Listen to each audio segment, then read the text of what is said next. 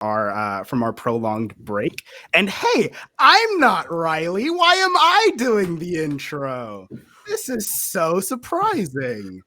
So, we have decided that in lieu of doing another session of Power Wordplay, which is not going anywhere, mind you, we'll be getting back there in a little bit. We're going to take a little detour, do something a little different, and run a couple of sessions in Strixhaven, a university setting. So we'll be running 3 sessions. I'll be GMing that, and then we'll presumably be back to business as usual. So yeah, I don't think, since this is session 1, we don't have anything to recap. Do we have any info or any news from anybody here? We got a stream alert that I wasn't prepared for. It was behind everybody. So thanks to whoever followed us or something. I don't know what that was. All right. Yeah, good. So with all of that out of the way, I guess we'll get started. Whew. All right. So Exandria is not the only plane in the multiverse. There's an infinity of space-time with unique peoples, creatures, and cultures. Across these infinite planes, there's a singular nexus, interconnected and linked to all. We find our prospective heroes being hurled through one of these links by high-speed rail to this nexus, the world of Arcavios. The train cars are almost eerily quiet as you all soar through the weave between worlds. As you all travel, there's a small gnomish woman steering a motorized trolley through, providing snacks and refreshments. Kyra, you first hear the door open and a little, and an old lady calls out in the train car, snacks from the trolley? Any refreshments? Would you like to describe your character for all of us? Sure thing. So sitting in this seat is a 5'9", like light black woman. She has white hair with a bluish haze of twists, very short, just about to her ear. Her eyes are a light gold, kind of hazel color, and she is dressed in a silvery blue top and some black jeans and boots. Next to her is her all of her bags with her things, including a I'm going to mispronounce this word. Double bladed scimitar. How do you say that? Scimitar. Scimitar. There we go. Zoe's just waiting to roast me. I see it. I see it. And would you like anything from the trolley? Do you have anything salty? Sure, we have. And she sort of, a part of the trolley flies out, and you see like bags of chips all around. Sure, we have chips here. We have sandwiches. Is there anything specific that you're looking for? A bag of chips will work. Thank you. Okay. She steers over to you, and the ray of chips is there for you to select whatever you would like. She then closes everything and steers out. You hear the door next to you on the other side of the train car open up, and she flies, or rolls, I suppose, out of view. Next up, Aison, you hear your train car slide open, and a similar, identical, almost as if it's the same woman steering her little trolley through. Dear, would you like anything from the trolley? And would you please describe your character? Yeah, so Verso, he was looking down in a book and kind of startled by this woman sliding the door open quickly. He is a dark-skinned half-elf. He wears kind of like a wide brim kind of leather hat that covers up his short curly hair, and not a goatee, but like a soul patch, kind of like little tuft of facial hair under his chin. Yeah, that's his main description. He looks up at the lady and goes, hello, ma'am. Hi. Oh, sorry, what? From the trolley? Yes, we have snacks of all kind. Would you like anything from the trolley? Do you have any pastries of any kind? She presses a button and a drawer slides out, and it's got a little sampler of any sort of pastry that you can think of. There's like a cheesecake, a cherry pie. There's some strudels. Oh, I'll have an eclair, please. She steers over to you and puts the sort of drawer that slid out in front of you, and there's a small little stack of eclairs. Oh, thank you very much. I'll take the one with sprinkles, and he picks it up and kind of just sets it in front of him. I guess I do have like a desk or something, or Yeah, I would assume table. there are like little arms, and there's like a little table bit on your right hand, because even in a fantasy world, the universe is built for right-handed people for some reason. So Yeah. she then presses a button, steers back, and then goes out of the door. A few minutes later, as she's going through a bunch of train cars, Zoe, you hear your train door open, and the same elderly woman. Excuse me, dear. Would you like anything from the trolley? We have snacks of all kinds. Oh, no, thank you. I'm quite all right. All right. And would you describe your character for us? Yeah. Tadhg is 6'2". She is a pallid elf, so she's got this very pale grayish lavender skin. She's got dark hair that's kind of twisted and braided up into a high ponytail. And she's wearing a like light pink turtleneck top with like a matching skirt, high-heeled boots, and she's got like a leather biker jacket on over top of it. And she's got a peach that she brought from home that she's eating as she sits on the train. All right. Then the attendant is just going to steer right through. The other door opens, and you see her vanish as it closes. A few moments later, Riley, you hear your train car open, and the same lady asks the same question. Would you mind describing your character for us? Yeah, I think it actually probably takes a couple of seconds. Like it's like almost like a man. Like she has to ask maybe more than once before my character. She kind of like very quickly shuts this book that she was kind of leaned over, and she's just, oh, mother, that wasn't even dry yet. Hi, no, I have a sandwich from home, and just holds up like the most like squished, sad looking peanut butter and jelly sandwich. She's this small little rock gnome. Looks to be maybe 70 pounds soaking wet, like 3'3", the smallest little thing you've ever seen. It's got this really tangled, like bright shock of red hair pulled up into two little buns. It's got paint on her face. She's wearing this like smock that is just like messy and kind of looks to be a mess, and like almost doesn't even really seem to hear this woman as she kind of closes and like puts her glasses down. Well, okay, dear. I'm going to leave this bottle of water here with you in case you need it. Oh, sure. Yeah, okay, thank you. All right. I'll be back in a little bit if you need anything else. And then she, steers on out. A couple of minutes later, Cinque, last but not least, your door opens and the gnomish lady drives through. Dear, would you like anything from the trolley? Can I get some water? Sure, of course. Would you like spring or distilled? Do you have a preference? Sparkling, perhaps?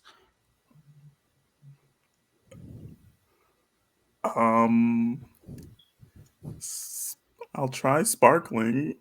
And then she presents you a small bottle of sparkling water. Would you mind describing your character for us? Yeah, that my character's name is Leilani. She is a shifter. Now, I don't know if shifters have different features from like elves or like humans. I'm sure they look some, I don't know, whatever you decide. But yeah, she has like really poofy hair, kind of like Kyra's when it's all out, when it's all out of the place. Then yeah, she just has all her stuff right next to her, and yeah, that's really it. All right. She then continues to steer through. After some time, you eventually hear the train silently slow to a stop, and all of the train car doors slide open.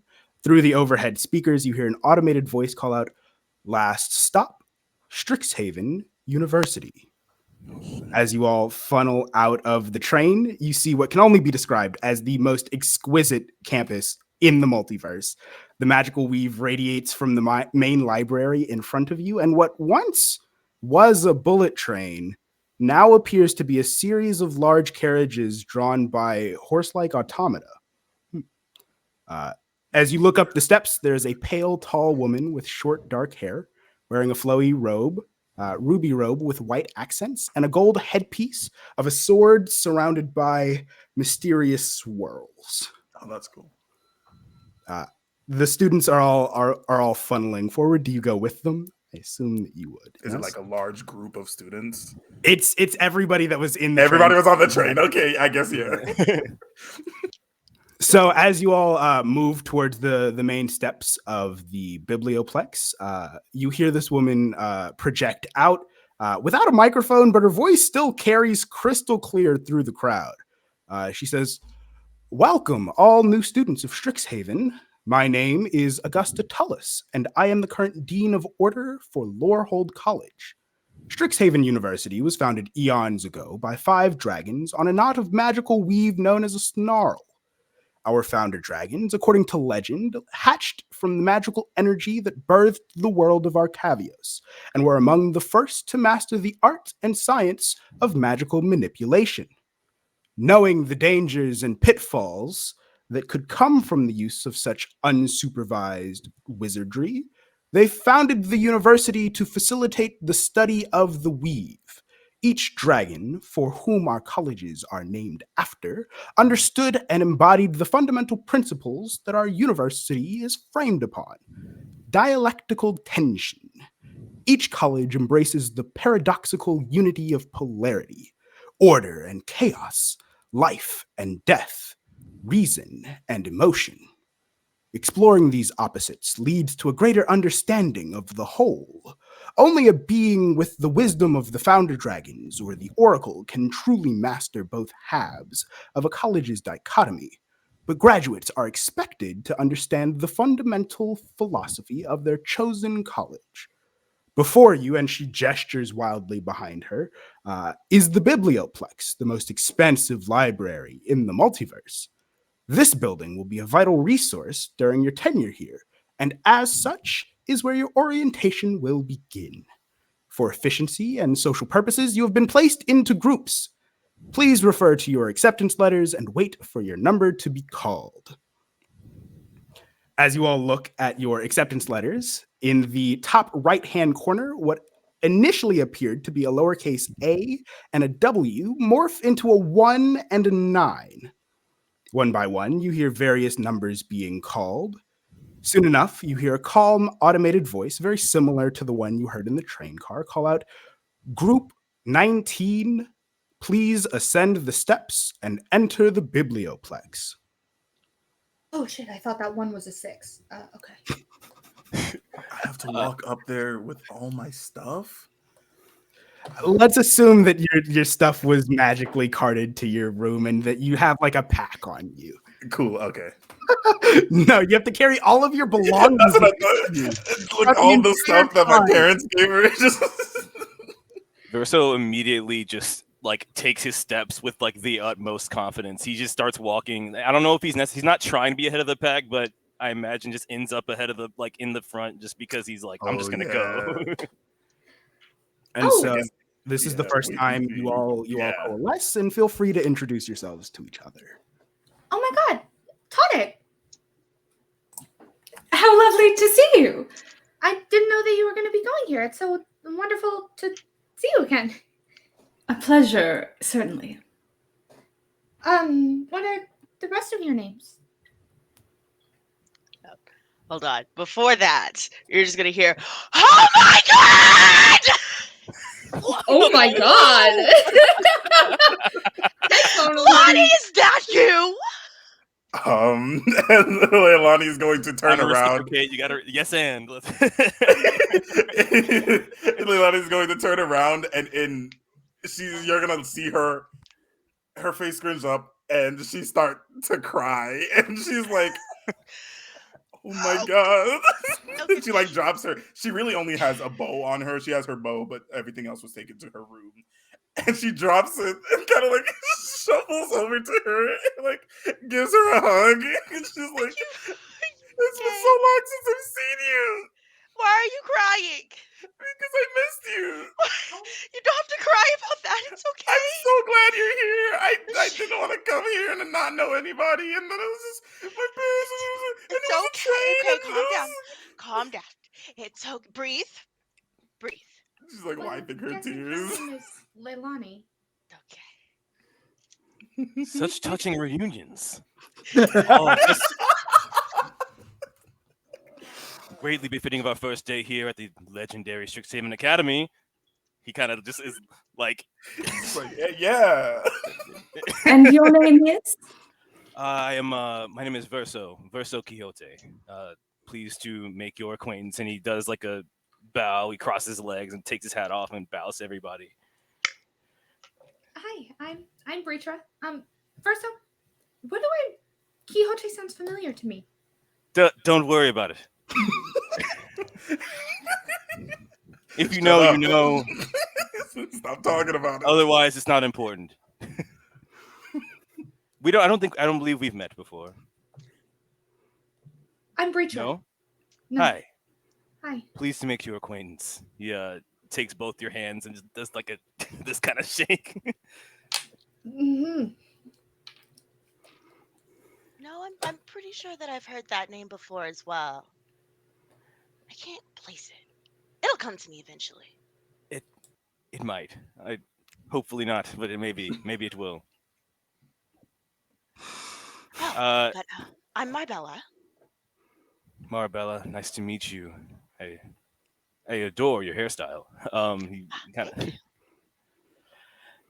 and the two of you, and he looks towards Leilani and Tadhg. Tadhg Amastacien. Pleasure.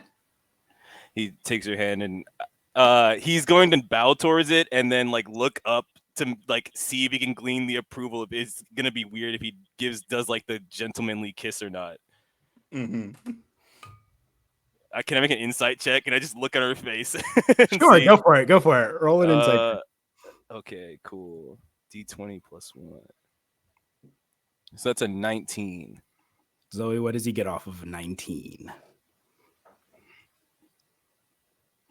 I mean, I think that you definitely sort of get that she has the air of someone that would know the proper things about like a court thing, and she would not find it weird. Okay. Yeah, and then he'll do like a very gentle bow and a kiss on the hand. That is a lovely name, Tadhg. Tadhg. Where is that from? Oh, it's Sylvan. Oh, yes, I've studied Sylvan. Just a hint of it back home. Yes. Leilani, was that what Lani? What did she say? Seeing you guys do the thing with the ring, she's definitely gonna look at y'all and take off her signet ring and drop it in her pocket, and turn around and be like, Leilani. Nice to meet you. I guess he'll extend his hand to shake it, or she whatever. will not take your hand. Very well. Yes. He does. He just like his hand is out, and he just like does like a full bow into it. He's like, okay. We're all walking this whole time, or do we? I mean, I presume you all are on the landing in front of the doors that are wide open for you all to walk in.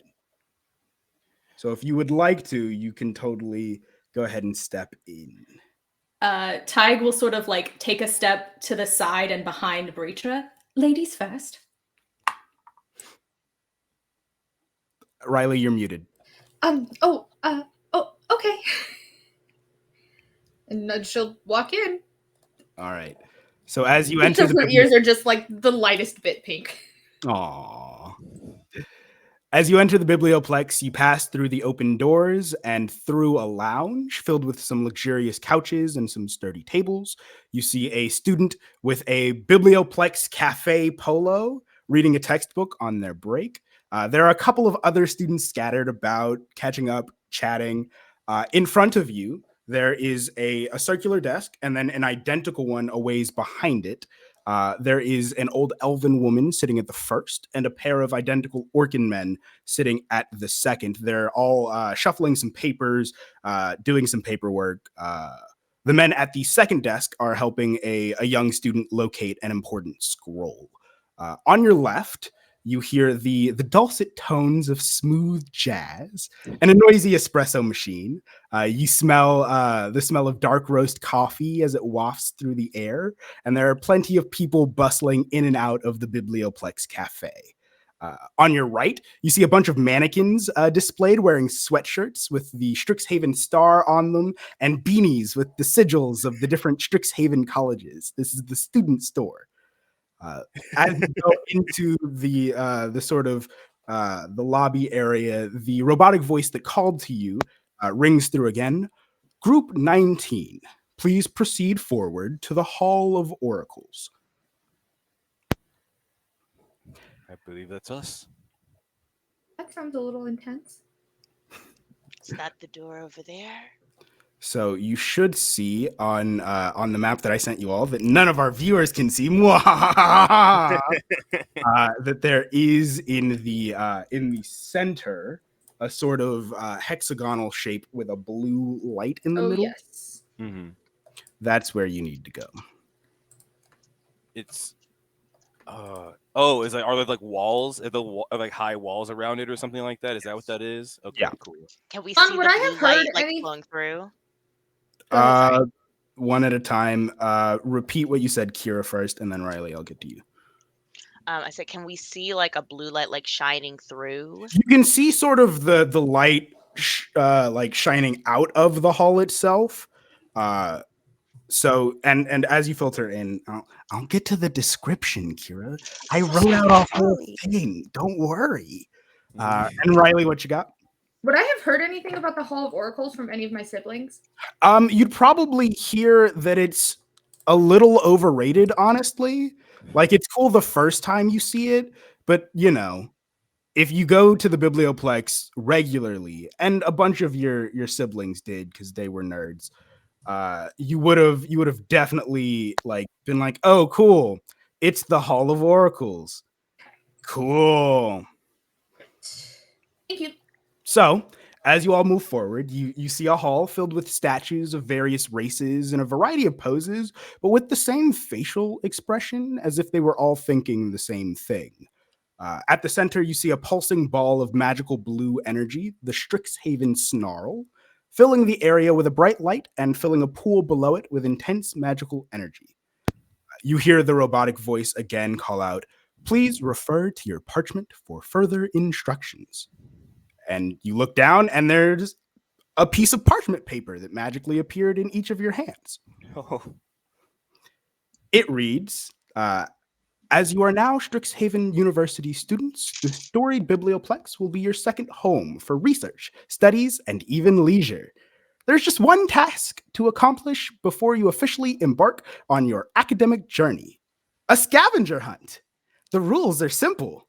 Each clue on this list will lead you to a different location in the Biblioplex. Simply travel to the area each clue references and perform the action the clue suggests. Time is of the essence. You only have until the end of the day to finish your hunt. Solve as many clues as you can, because at each location, you may win a prize. Now then, off you go. When you flip the piece of parchment over, there are 5 clues, and underneath the clues is an overhead map of the first floor of the Biblioplex. The clues read as follows. I will copy them for you all just so that you have the physical copy as well. Bear with me for just a second. There we go. There we go. So, clue 1. You'll all forget about any trouble or plight when you step forward and are ensnarled in light. Clue 2. Alumni commission works when they retire, seeking promising mages to inspire. Clue number 3. Each group deserves a free treat for their investment. Serve up this list and enjoy your refreshment. Clue 4. These leafy beds aren't always what they seem. Give them a pat and see what you glean. And clue number 5. Some stars are ancient, enduring, and bright. But others, maybe you, are born on opening night. Feel free to explore the Biblioplex however you see fit. Do we know that this thing in front of us is called the Strixhaven Snarl, like you just said? You would probably be aware of the fact that the Biblioplex is centered around a snarl, a sort of twist of magical energy that is all coalesced on it. That would probably be in the brochure. This looks pretty snarly to me. Marabella is kind of like extremely close to it, just kind of like staring like at the light because she thinks that it's very pretty. So she's already very close to it. Don't fall in. I try to respond to the light after the instructions and be like, is there a penalty for not completing all of the clues? Will this be graded? You hear absolutely nothing in return. Right. Well, it sounds like you're familiar with this thing. The snarl, that's what you called it, right? Oh, I'm not familiar with it. It just kind of looks like a snarl. Well, maybe we should allow ourselves to be ensnarled in the light then. Does that mean I get to go in it?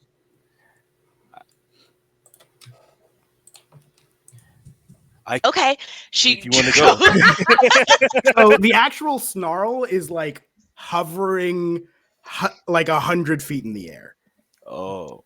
And so the magic is sort of like there is a bit of light, of magical light that is descending down through like a little cone and into a pool underneath it where it's sort of coalescing and then like recycling back, through it all. She's going to step like into the light and just is very excited because she loves the color blue. You step into the light and nothing seems to happen. I don't know if this is it, but it's really cool. Perhaps we all need to be in the light. I step towards her into the pool. You step into the pool like you are putting your physical person. Is the pool not where Kyra is where Marabella is under the light? So as far as I could tell, Kyra was getting closer to the snarl, but had not like physically touched the pool in any capacity. Was I correct in that? I thought you went completely in. Yeah, what I was saying was that I like went like into like the air, like directly underneath the light. Gotcha. Sorry, okay. So as soon as Marabella enters the pool, your brain sort of swirls and your vision like starts spinning, and you totally lose track of where you are or who you are or even what you are, because the snarl's magical power is just sort of overwhelming you. And then in an instant, as quickly as it happens, you disengage from it. You take a step out of the pool, and in your hand is a potion of healing. She's just gonna like stare down at it. What did this look like to us? So what it looked like to you all is Marabella like stepping into the pool and then instantly like the light spinning around her and then immediately like flying out and pushing her back to you all. Are you okay? She's gonna stagger a little bit and like almost fall, but catch herself at the last second. Does she know what's happening now, or is she still confused? She would probably be aware that like that was a lot of pure magic that she interacted with at once. And that's probably the gist that she would be able to ascertain.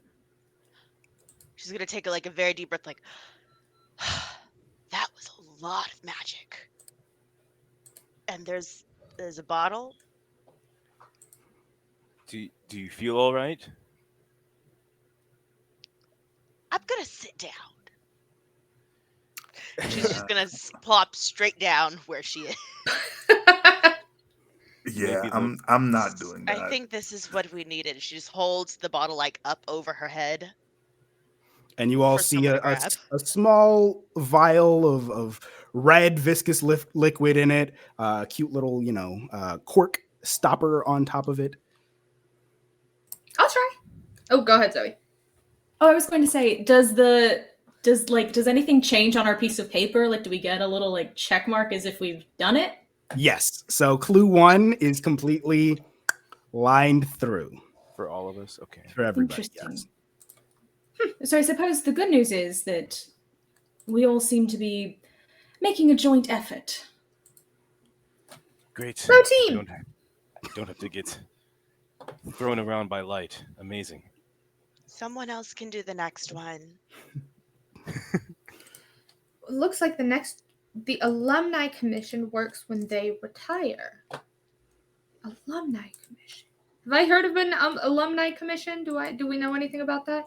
Yeah. So Breetra and maybe Verso, but more so Breetra, because your siblings are probably pretty familiar with it. Would know that that there is an alumni art commission at Strixhaven. Oh, yes, I know exactly where this is. I've been looking forward to seeing this. Breetra, would you mind rolling me an investigation check? Yes, I can. Oh, I don't know which dice I want to use. Dirty 20. Ooh, all right. Then Okay, you would let's be get- able to see on the map there is a space there that appears to be sort of very similar to an art institute or a hall of art that you would recognize from both your time as an artist and the work of your siblings. And that would be, let's see, where is that located on the map that you all have? So that'll be in the far top left corner of the map, the little enclosed room. Beautiful. I'll grab Tadhg, just instinctively kind of grab Tadhg by the hand and like begin to pull, be like, oh, this way. Just kind of like look down and just sort of drop my hand. It's this way. I do believe that you'd have to look up to see my hand because I'm taller than you. That's true. Do you all follow Breetra and Tadhg? Yeah. Marabella's gonna hold her hands up for someone to like help her get back up. If Mr. Smoothmans doesn't help her up over there, then Leilani will. But I wanted to see what you do. You're muted, You're Aison. muted. See, look, I view myself an OBS ninja. And I don't forget. Verso is definitely going to offer to help her up. I'll do like the cross arm, like pull you up. She has a full jump and like lands when you like pull her. Thank you. Of course. I guess we should get behind them. Get behind them. Let's go. So as you move towards the left and of the first floor of the library, you enter a crisp-looking room with white walls and columns that stretch from the floor to the ceiling.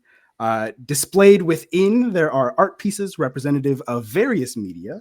You can see a couple of students sort of milling about, sort of pretentiously like,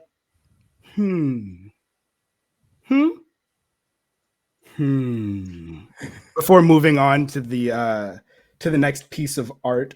There's a storage area in the back. It's got a bunch of paints and canvases there. So what do you do? As y'all are surveying, Verso is amongst this the moving droves of students, also going in front of all the art, like very Leilani loudly, definitely like watches you. Just like go over there and start making noises. Stroking his beard. He is definitely looking at it, but he's just kind of gesturing in terms of the noise and performance of taking in the art. Verso, what do you like about this one? What do you think? I needed to. Okay, so he looks at it and he goes, "Well, it's clearly a reference to the great epic of," and he kind of starts to go into like he picked up on whatever this person was adapting, the story they were adapting, and he's like points out that this is like the beginning part of the story where the hero is like called to action, and but then like the bottom right corner is kind of it's like a progression of the narrative, and he's like it's quite brilliant, honestly. I didn't realize that you were a fan of art. I've been trying to think about where I know your name from. Is your family into like acting or like performance at all? Something about it, like I remember laughing as a child and it being associated with the name Quixote. Well, my father was definitely a great purveyor of literature, and he trained me up in the ways of acting and performance, as well as a little bit of swordplay. He was a great man. That's probably where I know him from. But Or your name. Your name is recognizable to me. I don't really remember why. that's okay. My father he was an actor in his younger days. Yes. Marabella is still like looking at this, like, huh. I don't think that's where I remember it from. Do you want to roll a history check to see if you do remember? Sure. Go ahead and roll me No. a history check. I was just gonna draw it out, but okay. You don't have. I mean, if you want to make it a bit, then by all means. But figured I would offer. I'll wait for now. Okay, fair enough. So do you all continue to sort of wander through the gallery? Okay. So eventually, as you're sort of wandering through each portrait, I assume you sort of skip past the older students that are just and sort of pretentiously examining a painting, some abstract painting, without actually really getting what's going on, but pretending that they do. You see a portrait of a bunch of older alumni wearing Prismari, the Prismari College colored robes, and below that there's a plaque that says, "At Strixhaven, we were all inspired." And it's sort of like a traditional like college advertisement sort of portrait. It's like three students walking underneath an arch, presumably in conversation and laughing about something.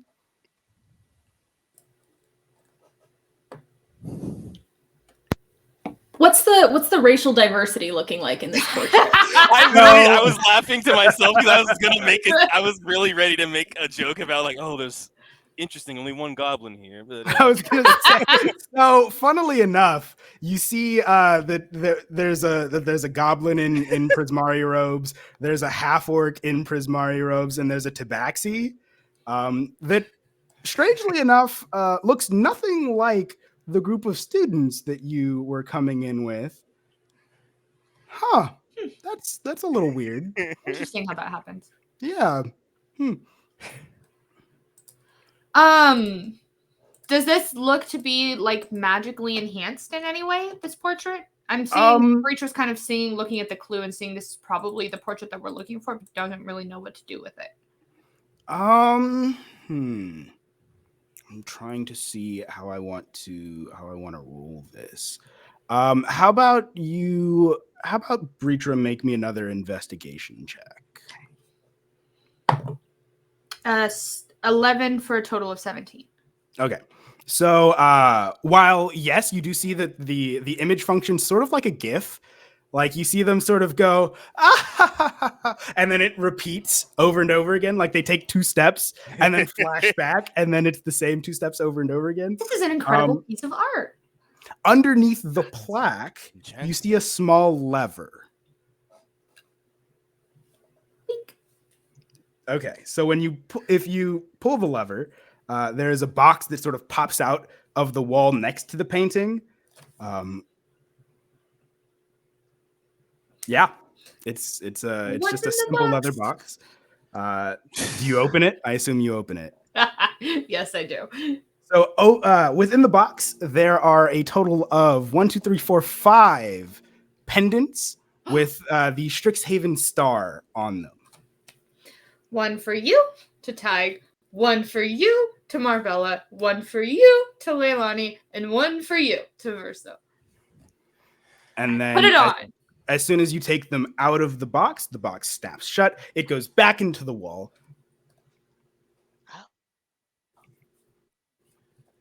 Does our next clue cross off? Yes. Clue 2, Woo! line through. What color is the pendant? It is in the shape of a star. It is the same blue as the snarl.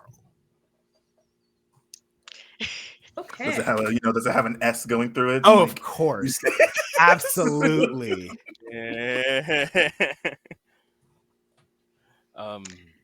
Doesn't quite match the colors, and so I will put that, and I pull out a flute, and I like loop the pendant through like a hole of the flute, and put it back. It's so What? big on her. It's like the normal necklace size on all of you, and it looks like this girl's wearing like an Olympic medal. That's so funny. Oh, I can just. What color would you like it to be? I mean I kind of gesture to my outfit. I've got like a red and then a vest that's purple and with gold trimming, and I'll be like the colors, the purple and gold would actually be great if you would. And she will cast prestidigitation to make it purple and gold for an hour. For an hour, he's gonna. You should have changed all Like, of it only 6 works days. for an hour, but she's He's gonna get back to his room and be like, "Damn it." Thank you very much. That's very gracious, Tadhg. And he's like, I will take it off the flute again and actually put it on my neck. Thank you.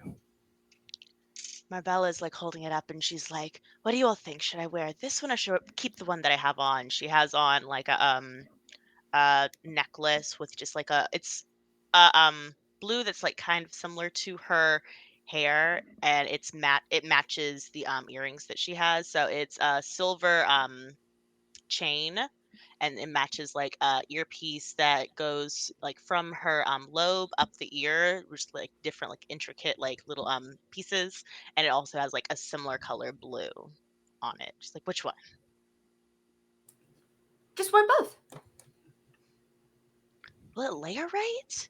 So she's gonna Yeah, like try totally. and Like the colors are super complementary. They'll look great together. okay, so she's gonna like pull it over her head and like see like I don't know what it looks like. Are we good? I think it looks fine. I'm just gonna be also tinkering with my painter's tools for the next little bit to use my magical tinkering trait. Leilani puts hers in her pocket. Well, 2 clues done. Seems about time for a break, don't you think? Perhaps down to the cafe? You were reading ahead. Weren't you? You kinda, like... Me? I'm sure I haven't a clue what you mean. Oh, I thought you were just hungry. They didn't have enough food on the train. I'm pretty hungry. I just had a sandwich from home. All right. To the cafe, then. The cafe. All right, and as you guys walk back towards the front of the biblioplex, the music sort of spiraling out.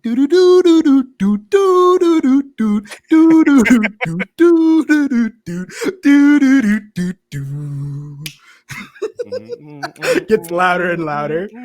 You pass through and you see an older looking gnome sort of hurrying back and forth from the cashier register to the actual espresso machine, doing all of the work, and sort of a small line forming, but she's pretty efficient. She moves pretty fast. And eventually you all get to the front of the line. The gnome says, "Hi there, welcome to the Biblioplex Cafe. What can I do you for?" 5 cortados for my friends and I believe something about this might be of use. And she hands forward their little sheet. All right. When you do that, she's like, all right, I got those 5 cortados down. And if you wouldn't mind, could you come behind the counter? I do need some help with some stuff. Would we know what a Certainly. cortado is? Is that a Yeah, common I don't know drink? what the fuck that is. A cortado is a type of drink of some kind. I have no idea It's what an it espresso. actually It's is. an espresso shot mixed with warm milk. Yeah. That's what Google says as well. Sounds too bad. Certainly. If you require assistance, I am happy to be of service, I suppose. All right. Thank you guys so much. All I need is for y'all to sort of, it's been a mess here, and because it's orientation, I'm the only one here. Would you mind just sort of, there are a bunch of boxes over there with some stuff in it. Could you just put those where they're supposed to go? They're examples. They're, and you see, sort of boxes with little like pastries and mugs in them, and little cups. Leilani's going to do whatever Marabella does. So, Do you have like are there like little labels as to where they go, or There would be it's nothing like super fancy, but you would see like a little like an apple pie sort of thing, like a frozen one, and you would see like a refrigerator pretty close by. You would see a stack of cups that looks identical to the cups that she's been handing out. You would see like some pretty big mugs and like a stack of mugs and arrangement of them. So are you all going to be helping? Is just one? Is anybody sitting out? How big is the area? Is it big enough for all 5 of us? Yeah, it's set for like 5 or 6 employees at a time. But it's before the first day of class, so none of the usual employees are working. So anybody that is helping, I will need a dexterity check from, please. bag alert? Let's go. All right. The dirtiest call. Tadhg. Okay, 20 from Tadhg. It's gonna be a solid 9 from Breetra. 9 from Breetra. Verso rolled a 5. A 5 from Verso. Marabella rolled a 12. A 12 from Marabella. Leilani rolled a 7. Let's go. 7. So you all sort of spend a lot of it sort of like bumping into each other, and Verso puts something down, and then Leilani picks it up, thinking that it needs to go somewhere else. Wait, no. That's... Meanwhile, Tadhg is just really efficiently running back and forth, not running, but efficiently putting things where they're supposed to be going. And by the end of it, there is some semblance of completion. The boxes are empty. There are a couple of things that are out of place, but Tadhg is pretty well gone behind any of the mistakes and corrected them.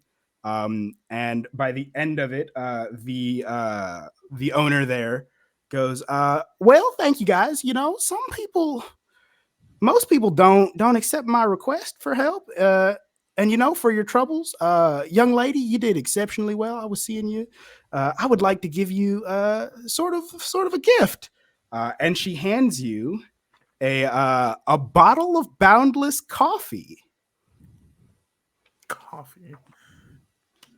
So Y'all be living that good. Riley would like one of those. I'll go look for one for you. Yeah. Thanks, Cinque. I would really Me appreciate too. it. Thank you Funnily very enough, much. this is not something that is present in the source book. The item is, but the prize is not. But I was like, you know what? They deserve a prize for succeeding this DC 15 dexterity check. Strixhaven. So Zoe, the bottle of boundless coffee is described as a metal bottle that carries warm, delicious coffee. It comes with a stopper, which is attached to the bottle by a little chain. When it's opened, the bottle won't accept any liquid other than the coffee it produces. So you can't pour anything inside of the coffee. The coffee inside is always comfortably warm, and none of the heat can be felt through the coffee. Or through the bottle, I mean. So there you go. And if any of you refer back to your pieces of parchment, you see clue number 3, struck through. It's a Jesus. pleasure to help. The cortados, are those? Those are on the house. Thank you so much for your help. Thank you. Your generosity is much appreciated. Verso tips his hat to the lady behind the counter. Is there like a tip jar? Of course. And it's got like a couple of copper pieces in it. Yeah, Tadhg will put some coins in the tip jar. Fantastic. She says, "Oh, thank you so much. You didn't have to do that." And she'll go, grab her little cortados and kind of pass them out and then go find a nice little table. So immediately outside of the cafe, of course, there is the lounge that you all can sit at and sip on your cortados. This is delicious. Wow. How have I never heard of one of these before? Have you traveled much? No, honestly, no. Not very much. I'm more of a homebody, I guess if you could say. Yes. Exploring new places certainly is a fine enough way to find beauty in the world, wouldn't you think? Most definitely. It's a great way to just kind of get to know more about things. I think So my what mom brings- would probably like you. I'm more of a tea person myself. I love tea. What kind of tea is your favorite? I love a nice spiced tea, honestly, but Like if a you good can do chai. yes, chais are delicious. On my last adventure, I tried a couple of different fruit teas. They were very, very good. They were a little sweet. Your last adventure? Are you like an adventurer kind of type? Well, say adventure is probably a stretch. More so, I go with my parents, and we kind of travel around and help out with different cities and things like that. Oh, that's awesome. What brings all of you guys to Strixhaven? That's a big question. Well, I have always heard that it was a great academy for those who are seeking to either make a name for themselves or generally seek knowledge in the arcane, um, both of which I am extremely interested in, neither of which I have been given great fortune at thus far. So I'm hoping that, this would be a great place to start. It's a great place to learn, I've heard. Yeah, my parents believe that I probably need a more formal education as they don't think that travel is enough. I guess. So we'll see. I've heard there are some very interesting classes though. I think there are some on think I saw one in the enrollment book on insects. I think that should be cool. Insects of particular interest to you? They just see. I think the insects get a bad rep. Everyone always tries to hit them, and they think that they're dirty, and they don't want them in their house. And I just think that's so rude because they give us so much. Did you know that without insects, we wouldn't be able to pollinate different flowers? We wouldn't have food and things like that. And also, you can have such cool insects. Have you seen the prismatic beetles where they have all of the different colors? No, but I have heard of a group of adventurers that almost died to a bunch of mosquitoes one time. That sounds terrible. I'm sure it was. How hard can that be? You just kind of You all sort of hear vague snoring across the lounge. Yeah, I imagine you could just swat them with a sword and watch them fly away. What? You don't need You would think a heavy gust of wind would just kind of carry mosquitoes away. I'm not sure why you would need to fight mosquitoes. Do they get a disease from them? They do pack a bit of a sting. Kyra, roll a history check for me. Shutting. Okay, where's oh no, it fell off the table. Party foul. I'm doing great. I got an 8. Okay. With an 8, you would remember in the brochure that there is a course on something magical nature of some kind, but you wouldn't be able to remember the name or like a college that it's associated with. Okay. Yeah. I'll look it back up later. I can let you all know if you're interested. Would Verso with my like courtier, what is it called? The court person, Mhm. back feet, be able to like? Would he be able to like kind of have like a little bit of a recall of like, oh yeah, this was this professor. He teaches this class. Like, So yeah, you would probably know that there are a total of 7 first-year courses, and the one that she's probably talking about is Archobotany for beginners. It's offered by the Witherbloom College. It's taught by Professor Mavinda Sharpbeak, who is the Dean Professor of Radiance. ooh, yes, I think I've heard of that class as well. It's Arcanobotany with Professor. Was it what was the professor's name? Sharp. Wait, I might have gotten the professor wrong. Give me a second. Was the name that you just said Shark Beak? Sharp with a P. Okay. Beak. And And it it's was Shark actually- Beak. So, Can it be Shark Beak? no, Can we just change it? so yeah, that is actually incorrect. The Argo botanist would have been Varelda Lang. Okay. Professor Lang. She teaches the Arcobotany class. I think is what you were looking for. Yes, I think that one was it. I read up a lot about. I scoured the brochure plenty of times on the way here. Ooh, are you interested in a specific class? Yes, quite actually. And Jason, would you like the list of first-year courses? sure, yeah. All That'd be right, great. I was so- gonna make something up for you. to have to deal with. So there is Archobotany for beginners. There's basic magical auras. There's beginning computational magic, beginning inkomancy, history of magic and art, and introduction to archaeomancy, and the required course for all first-year students, magical physiologies. Oh, I have a line. I'm gonna use it. Let's do it. He goes. I'm actually quite interested in the magical auras class, but I think I might be getting a little bit of a primer. And he kind of just looks. He like very. He kind of meets gaze with Marabella. He tries to give like not a wink, but definitely like a charming like smirk. I don't know Why are how you well looking it's at her going like on.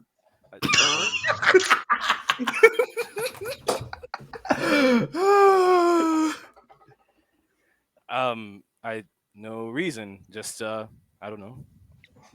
Speaking plainly, candidly. Sounds like an interesting class. What brings you to Strixhaven, Leilani? My parents. Like they just cuz? I guess they thought that it would look good for our family to go, for me to go here. I can't say I have any interest in the school. They've been talking to my mother. I don't know. I really don't know, but I can't unless you know, Bella. I can't find any. I don't think there's going to be anything at the school that I like.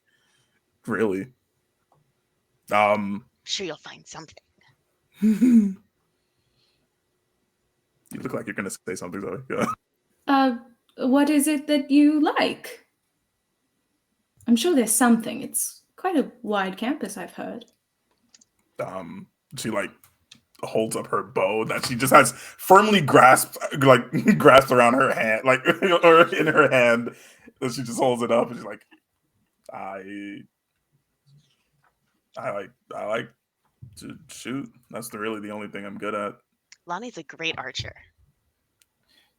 Well, I know a little bit about just a couple of spells, and I know that you can do things like enchant blades or arrow tips or things like that. Maybe there's some use for you there. Is there a class that teaches that?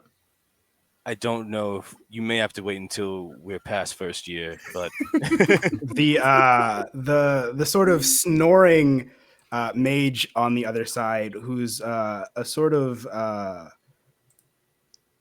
imposing looking owlin, very like built, despite looking, like an owl.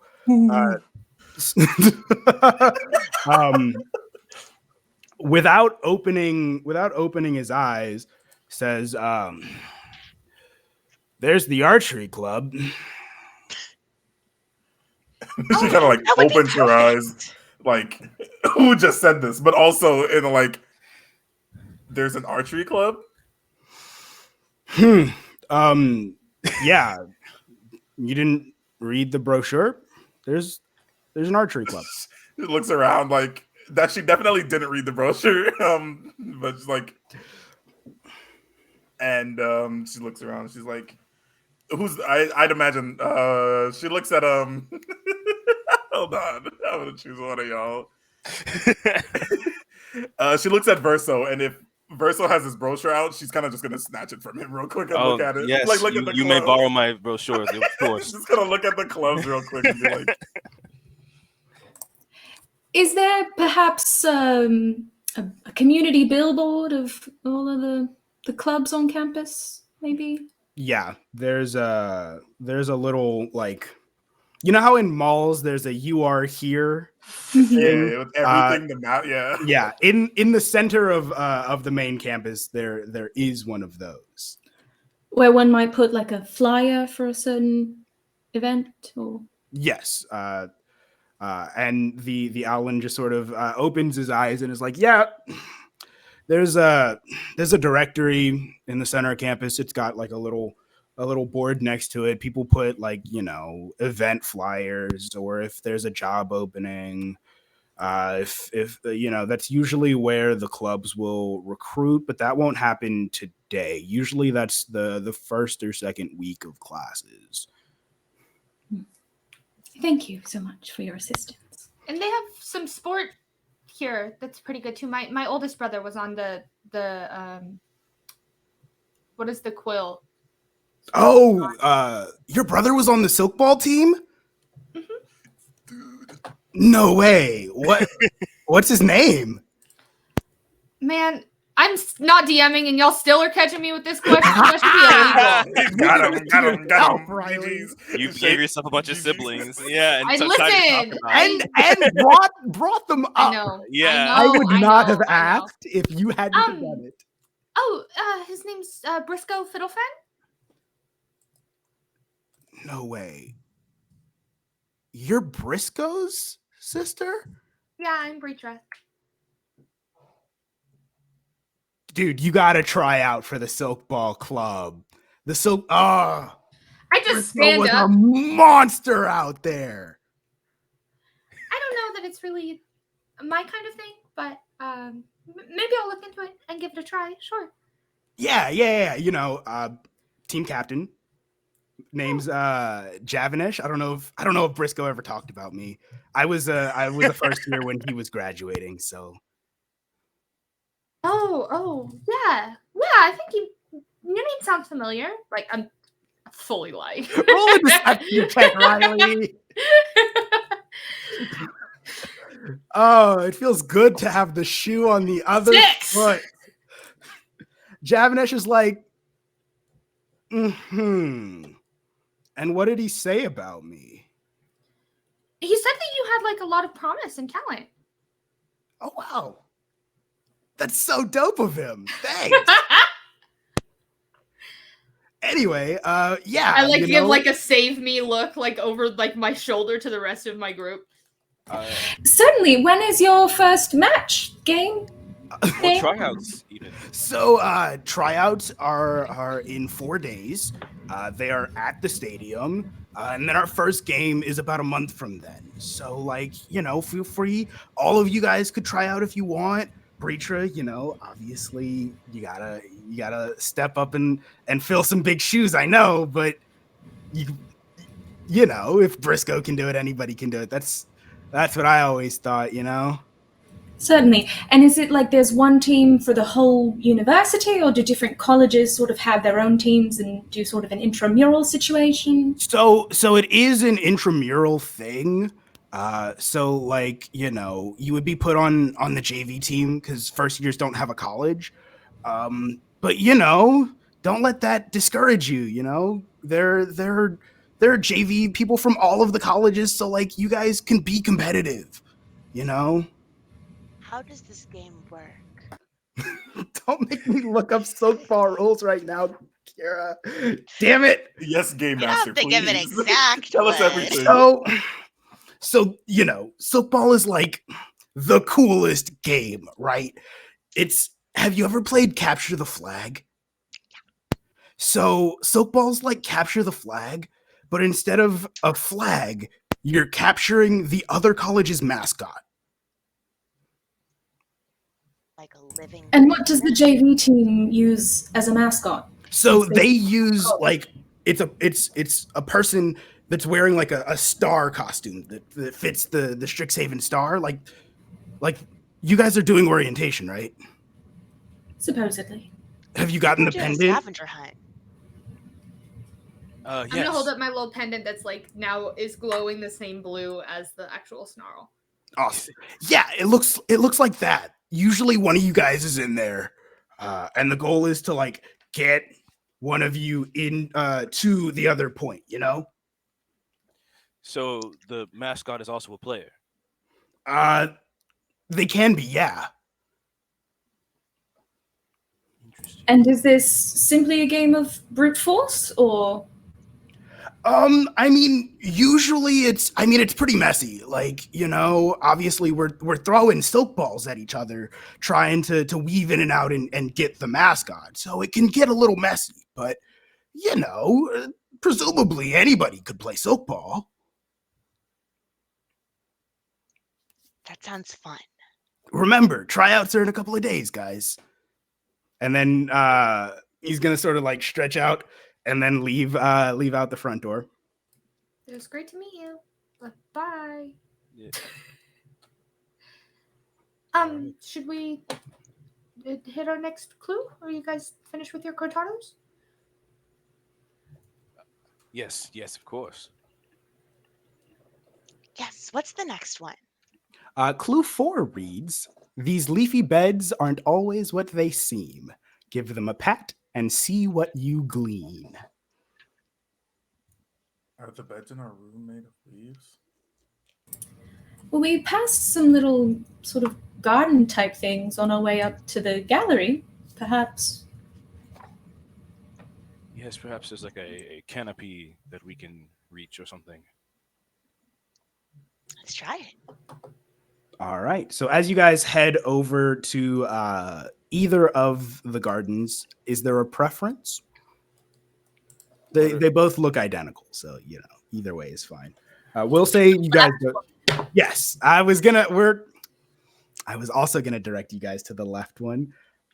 You guys see the one of two book gardens within the library.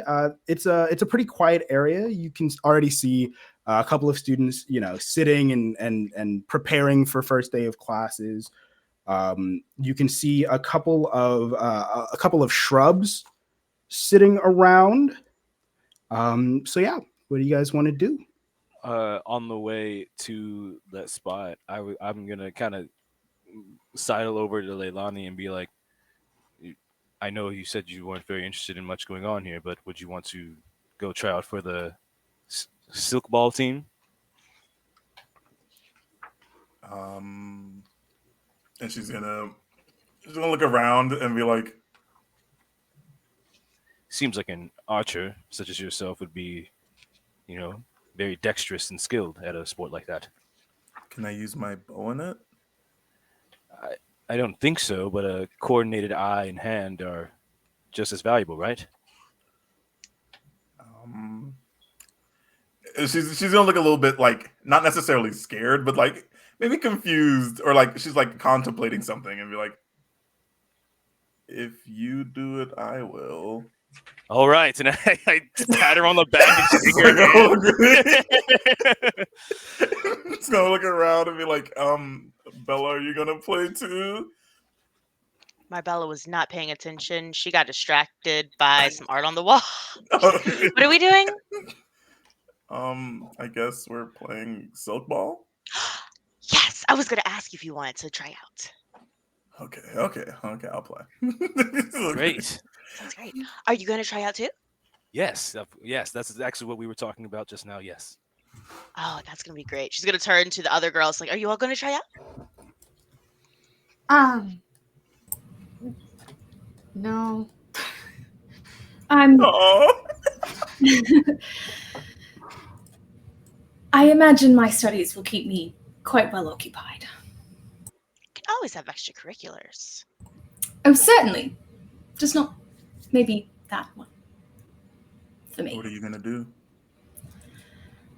Well, I mean, I don't quite know all of the options yet, but I imagine I would find myself perhaps more on a speech and debate team, or I've heard that they have some extra research that can be done, maybe do a study abroad somewhere. You can study abroad. I would imagine so. Like a woman?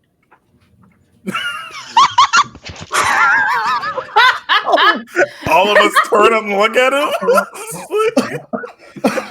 Oh my god. Tadhg, I think maybe you should look into the Strixhaven Star. One of my older sisters was on it, and she said it was really good for, like, I don't know, like reporting and history, and it seems like the kind of thing that you'd be good at. I will certainly You're take still a well spoken and stuff, you know. I do seem to be better with my choice of words than some people. She sort of like shoots a glare at Verso. It was sorry, it's an honest question. It was they have an anatomy study class. I didn't know if that was what you sorry. Are you stupid? Buddy. I'm sorry. And she also hands him back his brochure. She didn't mean you can- that. I think it was a valid question. That's a word for women for some reason. Verso's like, you can keep it. My mother doesn't say I'm stupid. I don't think I'm stupid. But sorry for Just like nodding at if him, like, if I offended you with the question. I also to Tadhg, sorry if I offended you.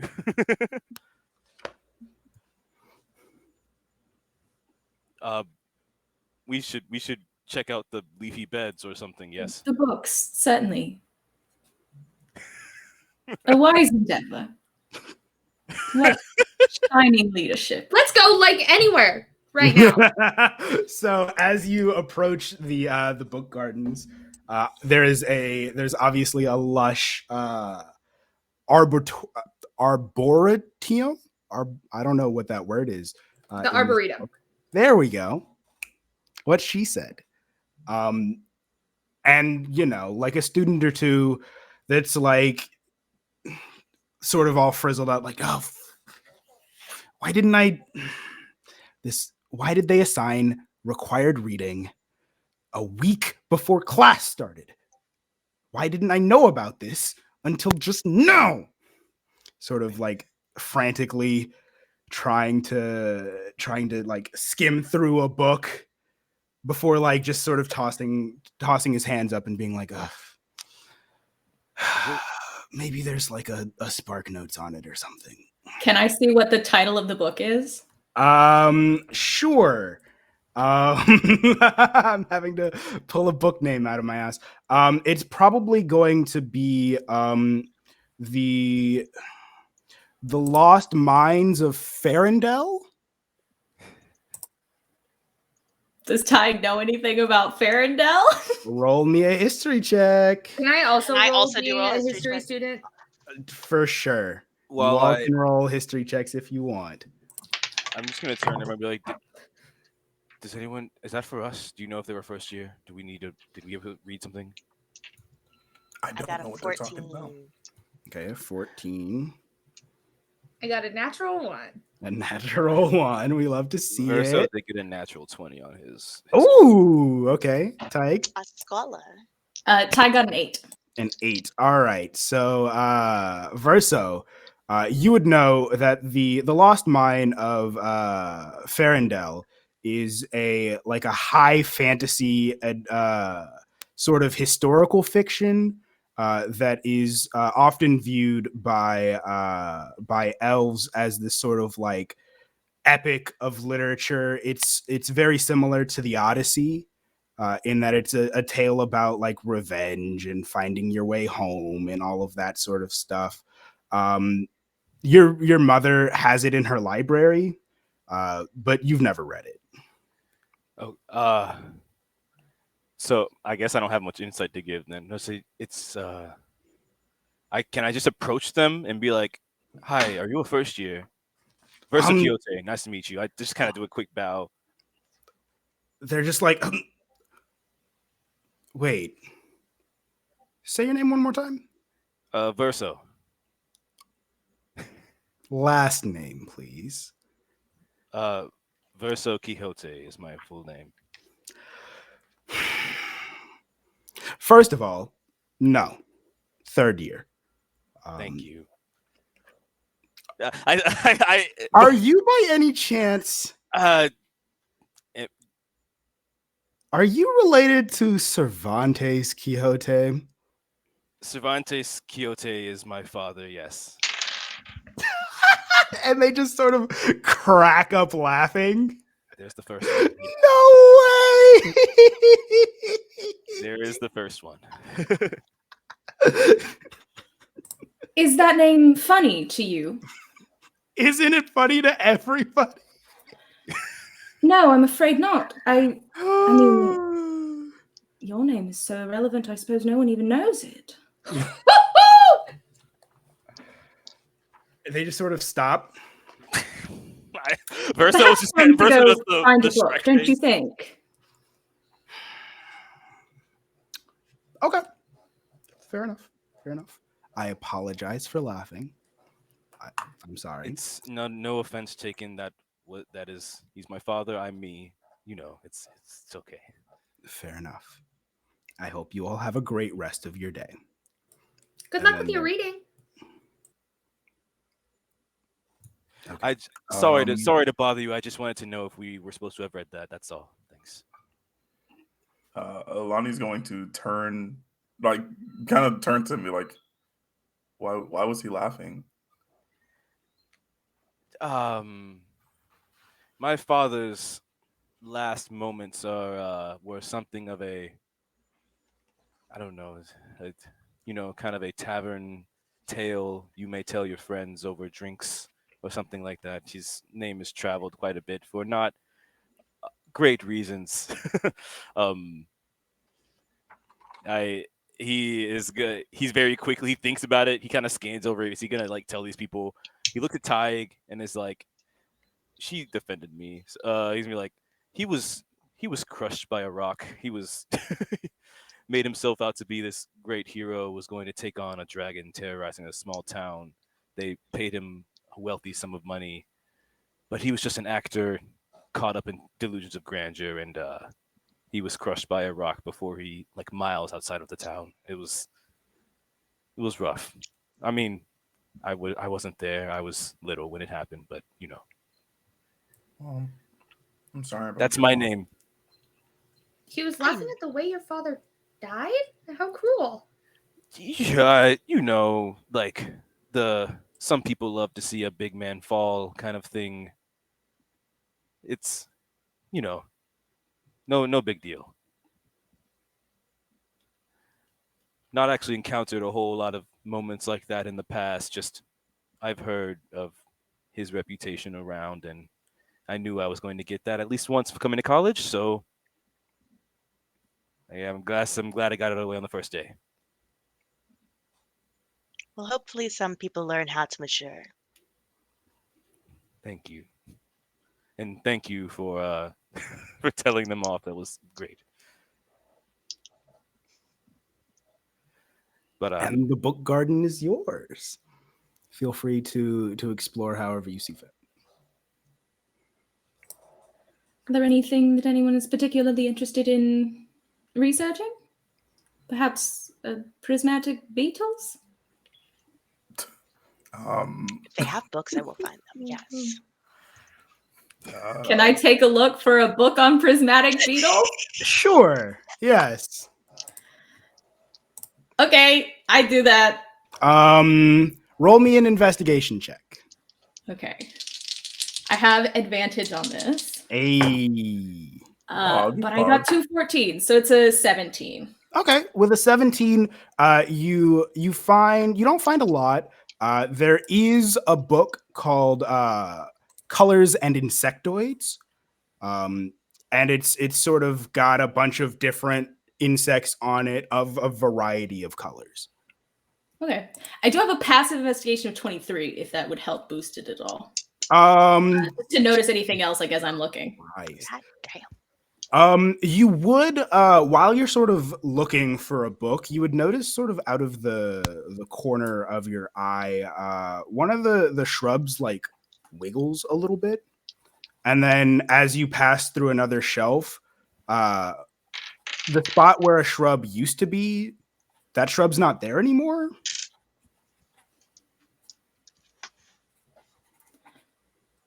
The shrubs seem to be moving. Like on their own. I mean, I haven't questioned their motivations for such. Like a mimic, like a living plant. Perhaps. I guess plants are living. Here's your book. Thank you. Leilani, were you wanting to look for something? I can help you if you want.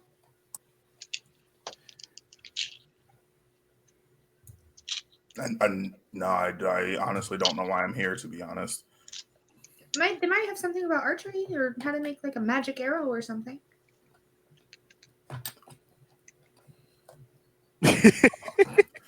That'd be cool.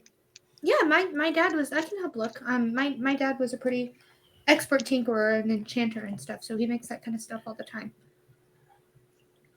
The clue said to give the beds a pat. So are there other shrubs around in our line of sight, or is that the one that we saw and it's gone now? There are a couple that are there. When you look at them, they're obviously still, and then you return back to your conversation, and then you look back, and they're like a couple inches displaced. Well, maybe I guess I'm gonna kind of speak to the group quietly as I try to like move up to it and be like, I think these are our next clue. This is why we came here, and kind of like get close to it and try to like reach my hand out towards it. I'm like Chris Pratt in Jurassic Park. Yeah. So you pat it, and it's not a mimic. It's an awakened shrub. And when you do pat it, the leaves sort of part, and you see a group of 5 Strixhaven mascots. They're little cuddly plushes, each representing one of the colleges. Oh, wow. And then there's one that's obviously a star because, there are only 4 colleges. Got it. I think. What did you find? There's seems to be little dolls or children's plushes or something here. I pick them up and like carry them back over to the group. They're all assorted by color or something. I know what they are. Actually, those are the schools, right? These are the colleges. That's the silver quill one, at least. Is that what you're interested in? You like art, right? Oh, yeah. My whole family's been in silver quill, so. Oh, That's well, probably where I'll end up eventually. Perhaps this one is yours then. I can't hand it to you. My hands are full, but if you would like to take it, there are 5 different plushes, each one representing one of the colleges. There's one for Lorehold, one for Quandrix, one for Witherbloom, one for Silverquill, one for Prismari. And they're all the same sort of bear, dressed in different colors and sort of with different flares about them. The Prismari one has like a little paintbrush and an easel. The Witherbloom one has like a little potted plant that it's holding on to.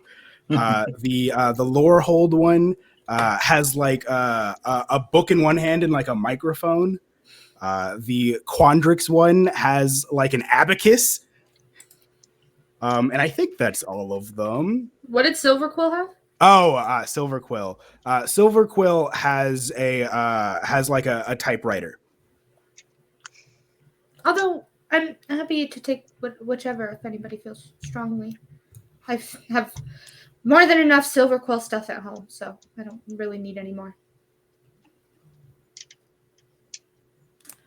Perhaps Well. the Prismari? The colors on the palette do complement your skin quite nicely. Oh, okay, sure. And she'll hand her I- that one and just very subtly take the silver quill. Funny. Marabella is going to look at them as like,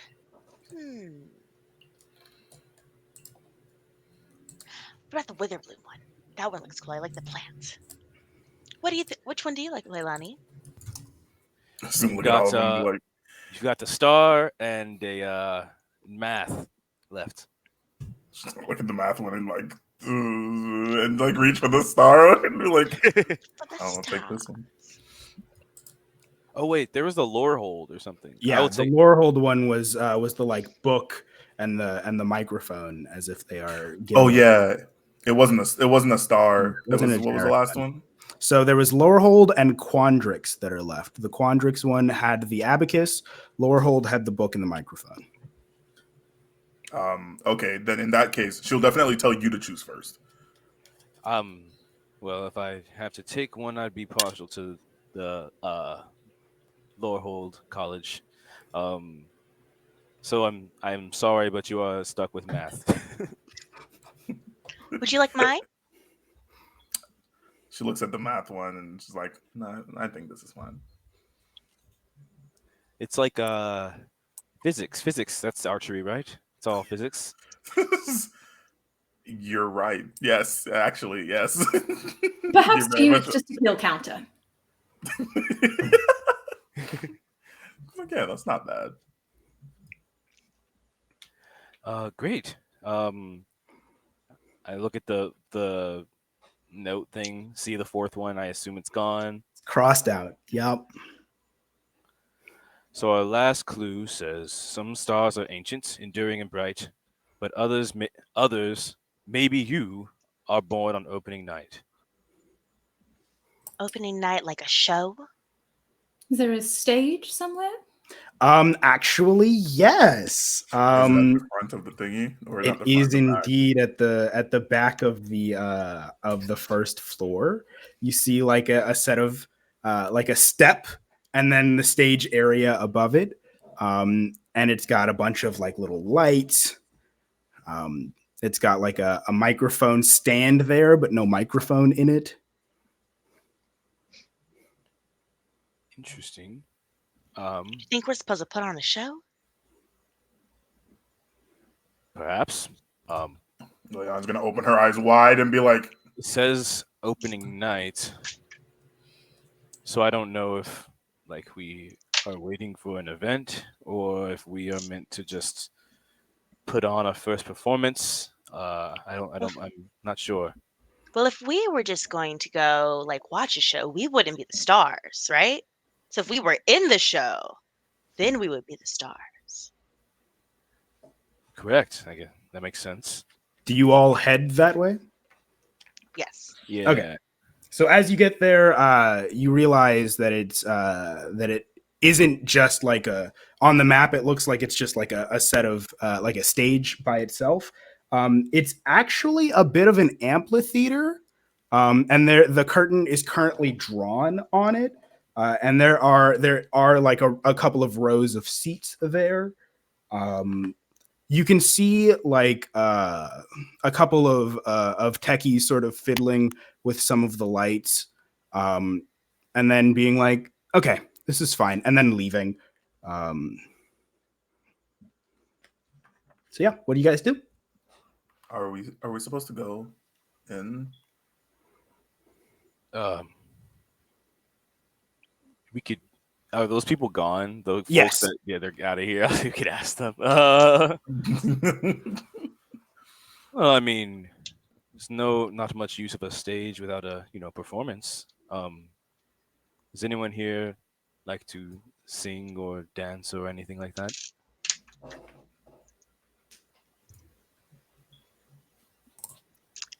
I play the dulcimer. Perfect. Yes, we could use that. You gonna say something, Zoe? I am by no means a professional, but I have been known to dabble. And dabbling is the first stage to In? professing. So In.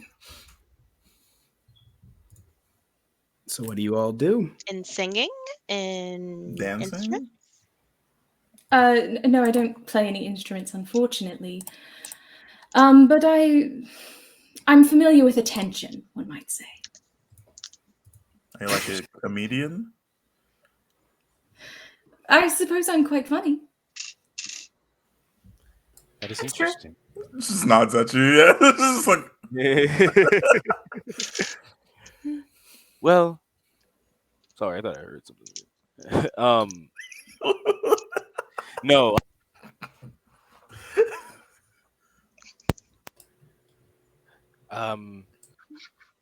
Sorry, I lost my train of thought of what I was going to say next. So you Well, guys we are could at the perform. amphitheater. Yeah, what do you guys want We could put on a small little thing. You said you don't sing, you speak, or Yes. something. Perhaps Marabella, if you'd like to perform a song on your dulcimer. I can lead a tune for sure. If Oh, then a duet, perhaps. all right, and I Great. pull from my pack. I had the flute on my that's been like out on my waist, but I'm from my pack gonna pull a second instrument is a lyre. This is a little bit better for main part instrumentals. Would you like to take the melody? I look towards Marabella. What are we gonna play? You said you had heard of my father before, or you had heard of my name at least. I assume you've probably heard of the song written about him. Do you want to Because sing that song? To play I'm that not song? going to sing it. We can play it, and there will not be any vocals. But if you're familiar with the track Cervantes the Vaunted, that's off the dome. Cervantes the Vaunted? Yo! We Listen, could we be blasting that. Just do a kidding. quick. We could do a short rendition. Maybe just a verse or two. Sure. Yes, I learned a little bit of it.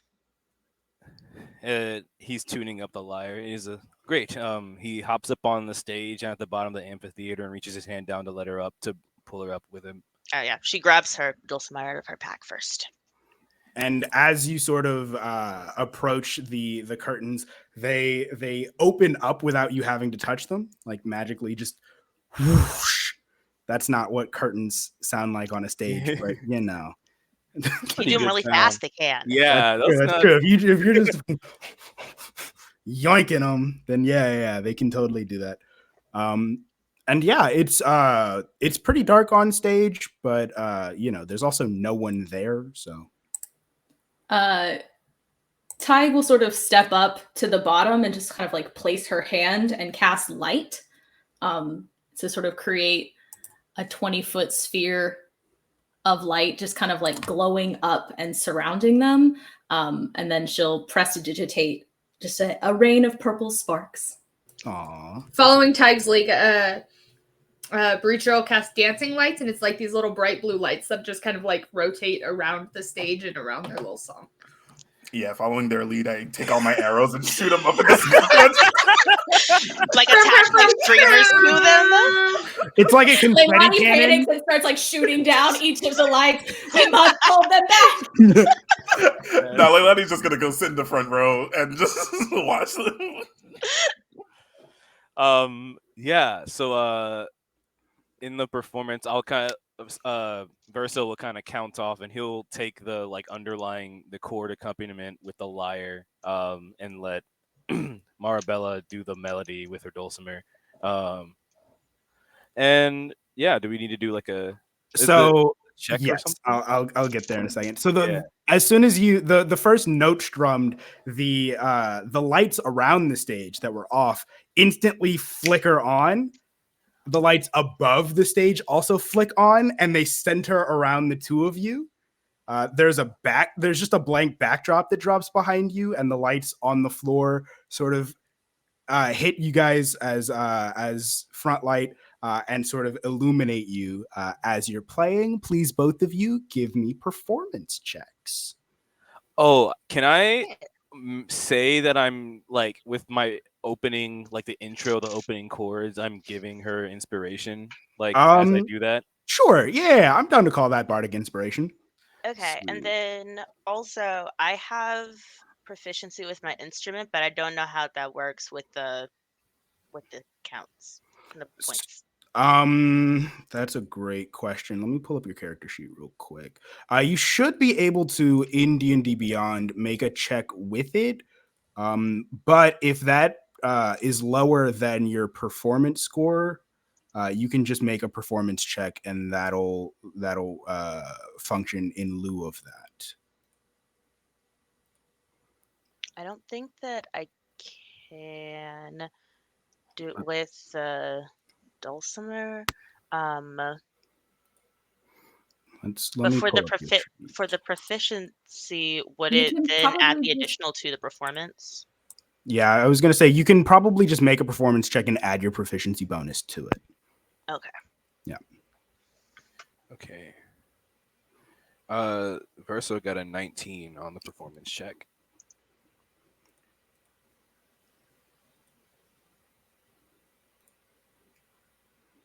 And then Kyra, And you have a D6 inspiration to go with yours, Kyra. Okay. You'd like to use it. So I got a 13 without the proficiency. so it'd be a 15. 15. And then if you want to add your inspiration die, you totally can. Yeah, I just got a 1, so 16. 16 total. and a 19. For your audience, you hear sort of the equivalent of a classical guitarist playing background guitar. It is incredibly it is masterful but subdued.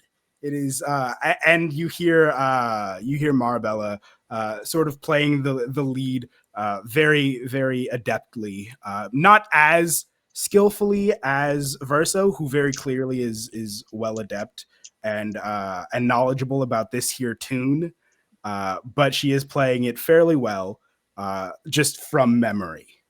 And as you check your piece of parchment, your fifth clue is crossed out. And as you're all applauding, you hear some sort of commotion coming from the left side of the library, of the sort of rows of books, the main stacks. And then somebody screams out. And that'll be where we take our break. Ooh. Let's go, cliffhanger! Who let you do that? Tell me who Back gave up. you Tell you how to permission. do that.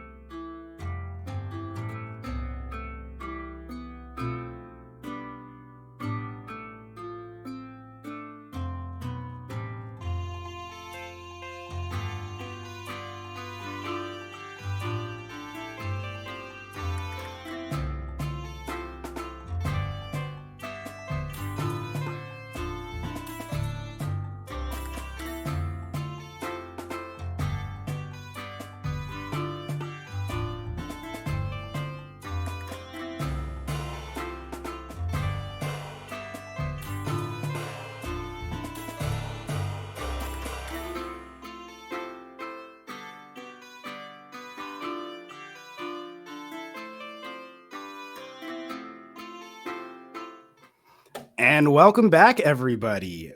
Last we were here, our prospective heroes had just finished their scavenger hunt and heard a scream coming from the main stacks of books.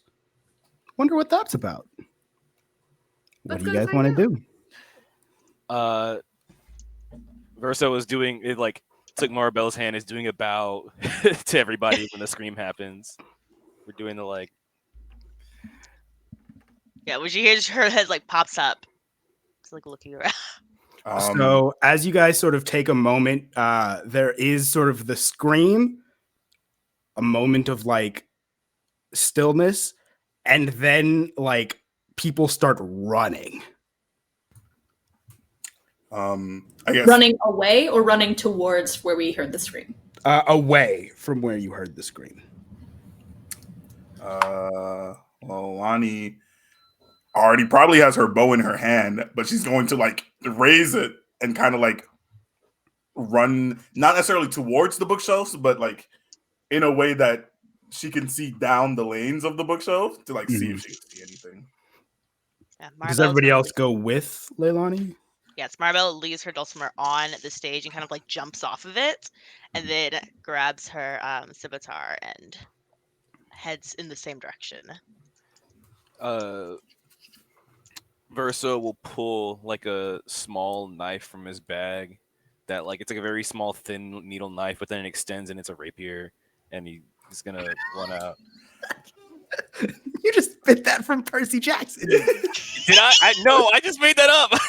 Yeah, I take my bow. It's actually a pencil, Pen? and then I like snap it in half, and then it like a blade into a bow.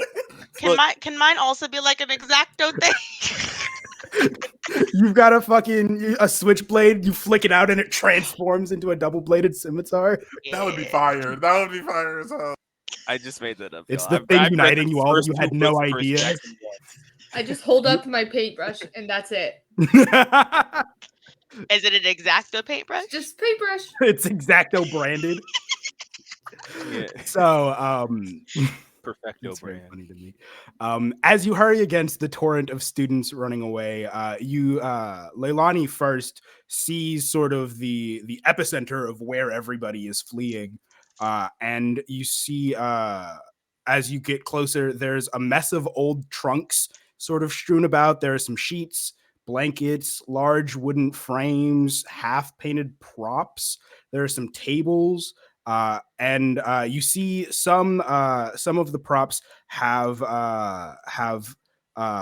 the insignia Live Action Role Playing Guild inscribed on them, as if they were prepping. It's a real club, Riley.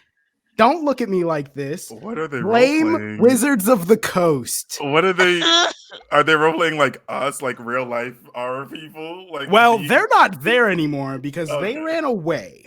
And as you guys sort of go down this row of books, in the center of the mess that is now formed, you see a trunk with this sort of like black oily substance dripping from it that seems to have grown teeth and is now sort of jerkily snapping at any form of movement that it sees.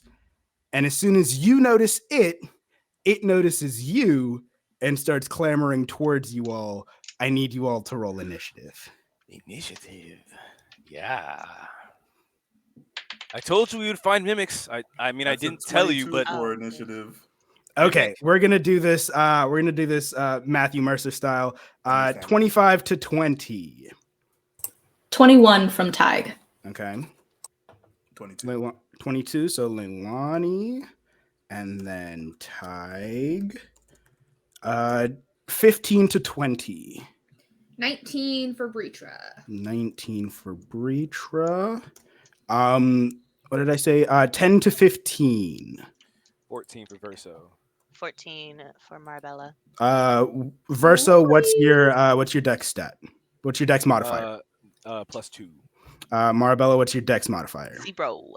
Okay, so Verso's gonna go first, and then Marabella, and then I also need to roll fucking initiative because I completely forgot to do that. Let me look at this here stat block real quick. Okay. All right. I forgot what all of. Okay, so I remember that that's a 14. And that's also a 14. So, lucky for y'all, the trunk is going last. Leilani, you are up first. What would you like to do? Oh, we're level 1. Yes, Yes, sir. So everything's gonna not necessarily hurt, but everything's finna hurt. I have too much HP. Like, thing on thing. As she like slides and looks down the hall and sees it, like look at her and start like snapping towards hers and be like, and then look at the LARPers that are running away and be like a little bit confused. And then draw an arrow and kind of just, I don't know if I should definitely. Should probably shoot at it. Yeah, no questions asked. Probably just gonna shoot at it. Right, go ahead and roll an attack. Let's see. Where's my bow? All right. I'm going to use the sharpshooter feat area thing where I 5 from your -5, so roll, I can add 10. +10. Yeah, so bold move, Cotton. Let's see if it pays off. Yeah, that's at level 1. Like we finna see something. Where's my bow? I can't roll for my bow with my bow in here. Are you in D&D Beyond? Yeah. Just click the hit DC modifier. Like I'm in the wrong area. I'm in my inventory, not actions. There you go. Yeah. All right. That is a. Oh no, where'd it go? Is that a 14? That's a 14 -5. -5. So for 9, unfortunately, it's a 14 plus 7 -5. Oh, so. Okay. Yeah, so it's actually a 21. The game log will read out your modifiers if you want. That's what I was. Okay, it's a 21. Yeah. Yes, I had that memorized. I'm sorry. Yeah, I was like, wait a second, you're confusing me. Okay, so 21 -5 for 16 total. That will indeed hit. Go ahead and roll for your damage. All right.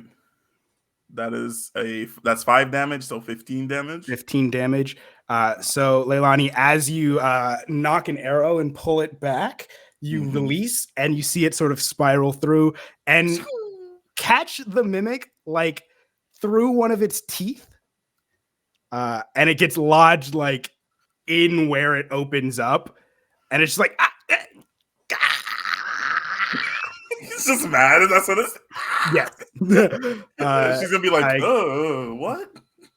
Do you have any movement for you? I'm assuming you guys are staying. How far away are you guys collectively? We had to run out of the theater area to get to this spot, right? And then down through the actual like shelf. I guess to get to the mimic. Is the mimic on like the other side of the shelves? It's in the middle of the. It's on the it's in between the furthest and the second from the furthest shelf, but in the middle of the row, if that makes sense. Okay. Can Leilani stay? Is the grass area like open? If she stands in the grass area, can she see? Sorry, I have to pull up my own map so I can see. I think the grass area is on the other side of the wall of the library. There's another grass area up top. Is that like? So you probably would have to be within the row of the books because people are still funneling out. Okay, so she's gonna be at the edge of the row of the books. Okay. So as long as she can see the mimic. Okay. And keep we'll that call distance. that maybe 45 feet. Okay, cool. Okay. Tadhg, where are you relative? Tadhg is probably like further back than Leilani, maybe like 80 feet, because I don't need to be up close for most of my stuff. Okay. So just sort of like at the very back entrance of the thing. Okay. As Verso was hopping off this, go ahead. You got it. No, you go. I was just asking, as Verso's hopping off the stage, he probably is like back where Tadhg is, but is like approaching. He's not staying behind, but he just is that far back because he was last off the stage. Okay. Probably wouldn't be 80 feet away. I could probably reasonably think 60 is as far back as you can go without getting like lost in the bustle of the crowd while still being able to notice the mimic. Okay. That's good. Okay. And then Marabella, where would you be relative? I feel like I probably would have run a little bit in front of Leilani, but like not super close. So I guess if Leilani was like 45 feet back, I'd probably be like 40. Okay. And then Breetra. Hanging in the back. Okay. So I would assume that you are also about 60 feet away. Yeah, I'm probably right by Tadhg. Okay. Okay. Sure. Fair enough. Zoe, it's your turn. Perfect. So as she kind of steps up and gets a view on this thing, her shadow sort of breaks apart into segments and travels across the floor and kind of like wraps around the oily drips that are forming from this thing. And I would like to spend my bonus action to cast Hex on it. Do I then have to roll something in response to that? No. So Hex is basically I just place a curse on it, and it can't do anything about that happening. Okay. So I get some extra damage if I hit it with an attack, and I also get to choose one ability that it has disadvantage on ability checks made with that ability. So I'm gonna go ahead and go Dex. I guess that feels like a good one to choose. Okay. Fighting, I don't know. So yeah, we're gonna go Dex. And then she's just going to kind of like reach out and her fingertips turn inky black and she sends just sort of like a bolt of shadow towards it. And I will cast an Eldritch Blast. Eldritch Blast. Go ahead and roll to hit on that, please. That is an 18 to hit. An 18, and 18 will hit. Please roll your damage. Perfect. So that is 3 points of damage from the Eldritch Blast, and then 4 points of damage from my Hex. Okay, so it's taken a total of 17 damage so far. All right. Cool. And that's my turn. What does Tadhg's Eldritch Blast look like? Yeah, I think, sort of her fingertips kind of like look like she's almost like dipped them in black ink, and then like it starts out as like a bolt of like bright purple light, and then like as it sort of travels towards its target, it kind of transforms into that same like inky black shadowy substance and collides with the mimic, just kind of like hitting it in the teeth. Pastel goth type beat. Fantastic. And do you move at all? Anything else on your turn? I think I'm pretty far in the back, so I don't think that I'm like in anybody's way. So I think she's good. Okay. All right then, Breetra, it is your turn. Okay, I would like to bump up until I can get within 30 feet of Marabella. And then I'm going to she's going to take her paintbrush and sort of paint this like very bright blue glyph in the air and then push it forward. And it's going to push and sort of Marabella, you get almost what looks like this like painted, vaguely cartoonish looking suit of armor or like shield around you. And I'm going to cast the Sanctuary spell on her as she's charging in. And then that's my bonus action. And then kind of taking and kind of that residual like icy blue paint, she's going to like take it and like flick her paintbrush really hard. And I'm going to cast Ray of Frost. All right. Go ahead and roll an attack. That is going to be a 22 to hit. Woo! Let's go. Lord, that will indeed hit. And I'm going to do 3 points of cold damage. 3 points of cold damage.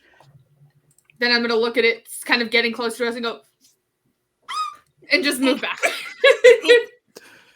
All right. How far back are you moving? Just a little bit? Well, as far back as I can, having used my movement to get within 30 feet of Marabella. So I kind of like will like step forward, be like, and then step back. and then run back. Okay. Awesome. Anything else on your turn, Breetra? No, that's it. All right, then Verso, Aison, you are up next. What would you like to do, sir? Verso is going to like take a look at. Oh, this is like action? That's annoying. He's gonna take a look at the mimic and like start to approach. He's gonna run up, take his full movement. I guess he's 60 feet away, so he's taking his full movement up to I guess close to like where Marabella is, if not a little bit ahead of her. And he starts to take a stance with his rapier, and he traces like a sigil in the air, like he traces like a shape in the air, and you see it kind of light up the shape that he's tracing. And I'm gonna cast Blade Ward. To himself, he's like, "Okay, Verso, remember your training, remember your stance." And I am gonna warn myself so that I have resistance against physical shit until next turn, or Awesome. until I don't know. Yeah, I guess until next turn. Yeah, And is that your action? that is my action. Yeah. Would you like any sort of bonus action tingy? I can give Bardic Inspiration, but I think I'm gonna hold that until later. All right, fantastic. Then Marabella, Kyra, it is your turn. What would you like to do? So I'm a little far back. So what True. I'm going to do is probably take my full movement, and then I will hold an action for when it gets like close to me to attack it with my scimitar. And what's your movement speed? My movement speed is 30 feet.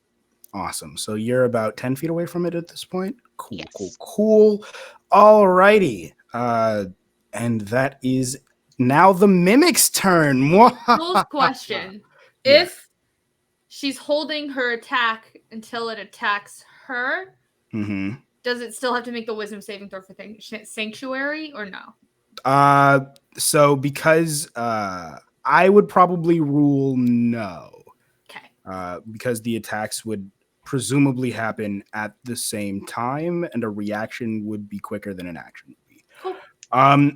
Well, all right. So the this old grotesque looking killer trunk is gonna like hop its way sort of sporadically, almost falling on its side and then righting itself back, and it is going to take a bite action against Kyra. So Kyra, feel free to roll your attack first, please. Okay. Oh, I guess I could do it here, and then I'll have to roll the one. Wait, I rolled damage first, didn't I? Yeah, roll your Or that attack one. first. It's just moving very slow. It's okay. There we go.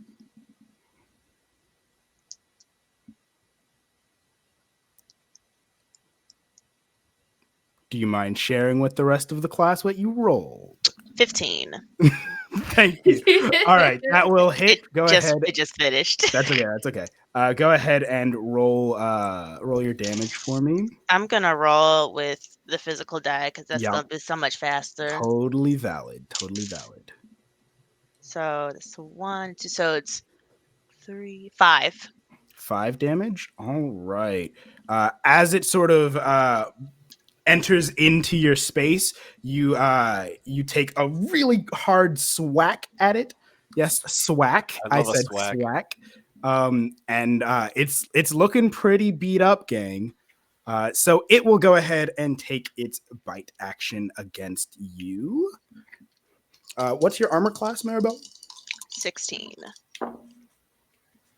Well, it rolled a natural 1.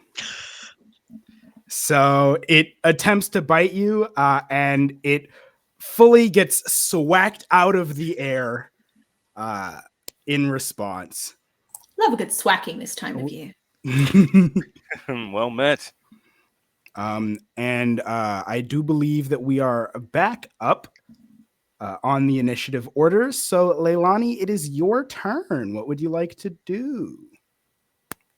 All right. So, how far is Verso and Marabella in front of me? How far in front of you? You said that you were 45 feet away from it, I believe. From the thingy, from but the it moved thingy closer. initially, right? Yeah. And then Marabella moved 30 feet, and it moved 10 to meet her. So I would probably say we can sort of ballpark it to be about 60 feet away. About 60 feet. Cool. Yeah. Okay. I think that will take up some of what I wanted to do. I'm just checking something. Okay. So she, let's see, if I do that and then I dash, yeah, that probably work. Okay. So seeing the mimic kind of walk up and attack Marabella, she's going to like hunch down and prepare for like a sprint. And as she does that, her eyes get her pupils get like really thin, and you see her skin go from a like a dark brown to like all black. And her mouth isn't open, but she like grows fangs, and she's going to dash towards. Verso puts his guard up to her also. So how far is Verso? That's another question. How far is Verso? Verso would be closer to you than Marabella would be. I'm like 15 feet ahead of you, maybe. Okay, so I have a question. I'm about to do something. What would I need to do to vault off of somebody? Say, like, if I was to take a running start and vault off of Verso. I would probably. So you're just trying to vault over them, or jump off of my shoulders. She's going to run up to one of them, jump off of them, and get on top of the bookshelves. Okay, that's so I would probably rule that as an athletics or acrobatics check with disadvantage, because you have not let them know. Yeah, no, definitely not. Yeah, yeah.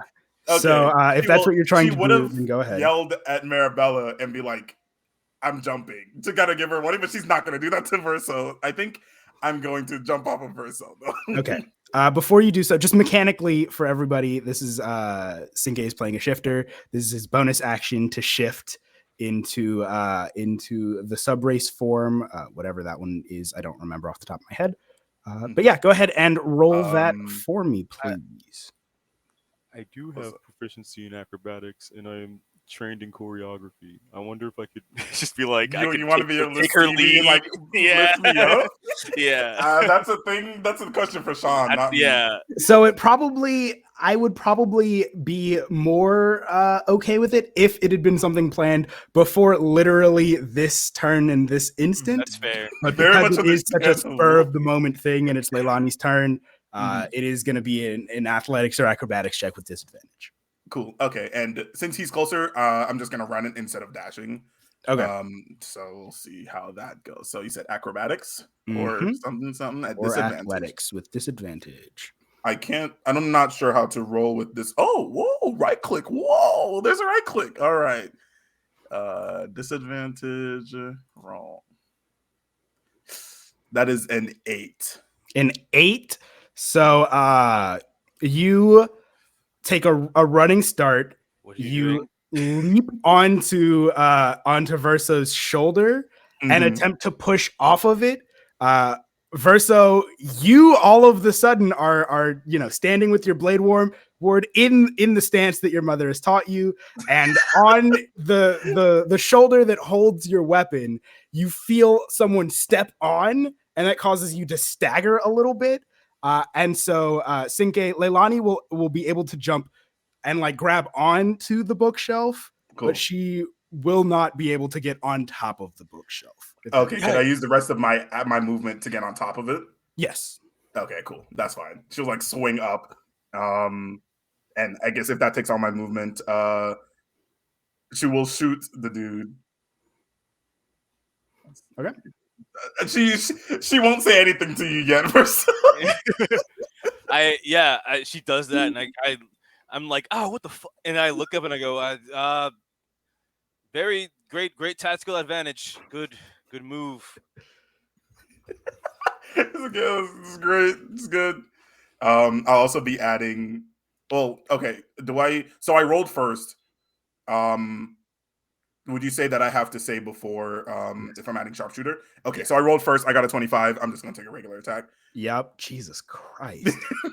Y'all really out here rolling high as hell. That's 9 damage. 9. Jesus. Okay. That could have This been thing's- 19, but I mean, okay. This thing is looking absolutely rough. This arrow hits it through another tooth. It looks like it's got just like like it's got whiskers, but they're fully arrows in its mouth.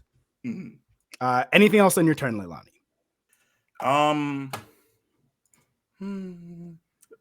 After she shoots, after she shoots, she's gonna turn to Verso and be like, "That could have been cleaner." But all right, We'll work on it. We'll work on it. We'll work on it. She nods her head. All right, Tadhg, you are up. What would you like to do on your turn? All right. So Tadhg is just going to sort of like look at her friends. That was curious, certainly. And then she will send out that same streak of black energy and go ahead and cast another Eldritch Blast. Eldritch Blast. That's a 20 to hit. That will hit. All right. That is 7 points of damage and 1 point of damage from the hex, so 8 points total. Okay. As this sort of ray of black inky energy hits it, it sort of stumbles around and almost falls all the way back, and then rights itself up and sort of like at you. But it's noticeably weaker than it was last round. This thing is looking rough. That is gruesome. Quite gross, I agree. Anything else on your turn, Tadhg? No, she is still standing very much in the back. She does All like right. hit a little pose though. All right, then Breetra, it is indeed your turn. It is. Am I within 60 feet of it? Are you in front of or in line with Tadhg? Yes. She had to step up to reach Marabella. I did. So I'm probably a Then- little bit in front of Tadhg. Yeah, so you would be moved up. You'd be within 60 feet. Yeah. Beautiful. Then I would like to cast Catapult and just yank out books from the shelves to like crush it in between and just throw them at them as hard as I can. Kind of each of them like begins to like Absolutely. glow as she actually doesn't even summon the book. She actually almost just paints like 3 little book sketches that go and just like collide with this thing. Okay.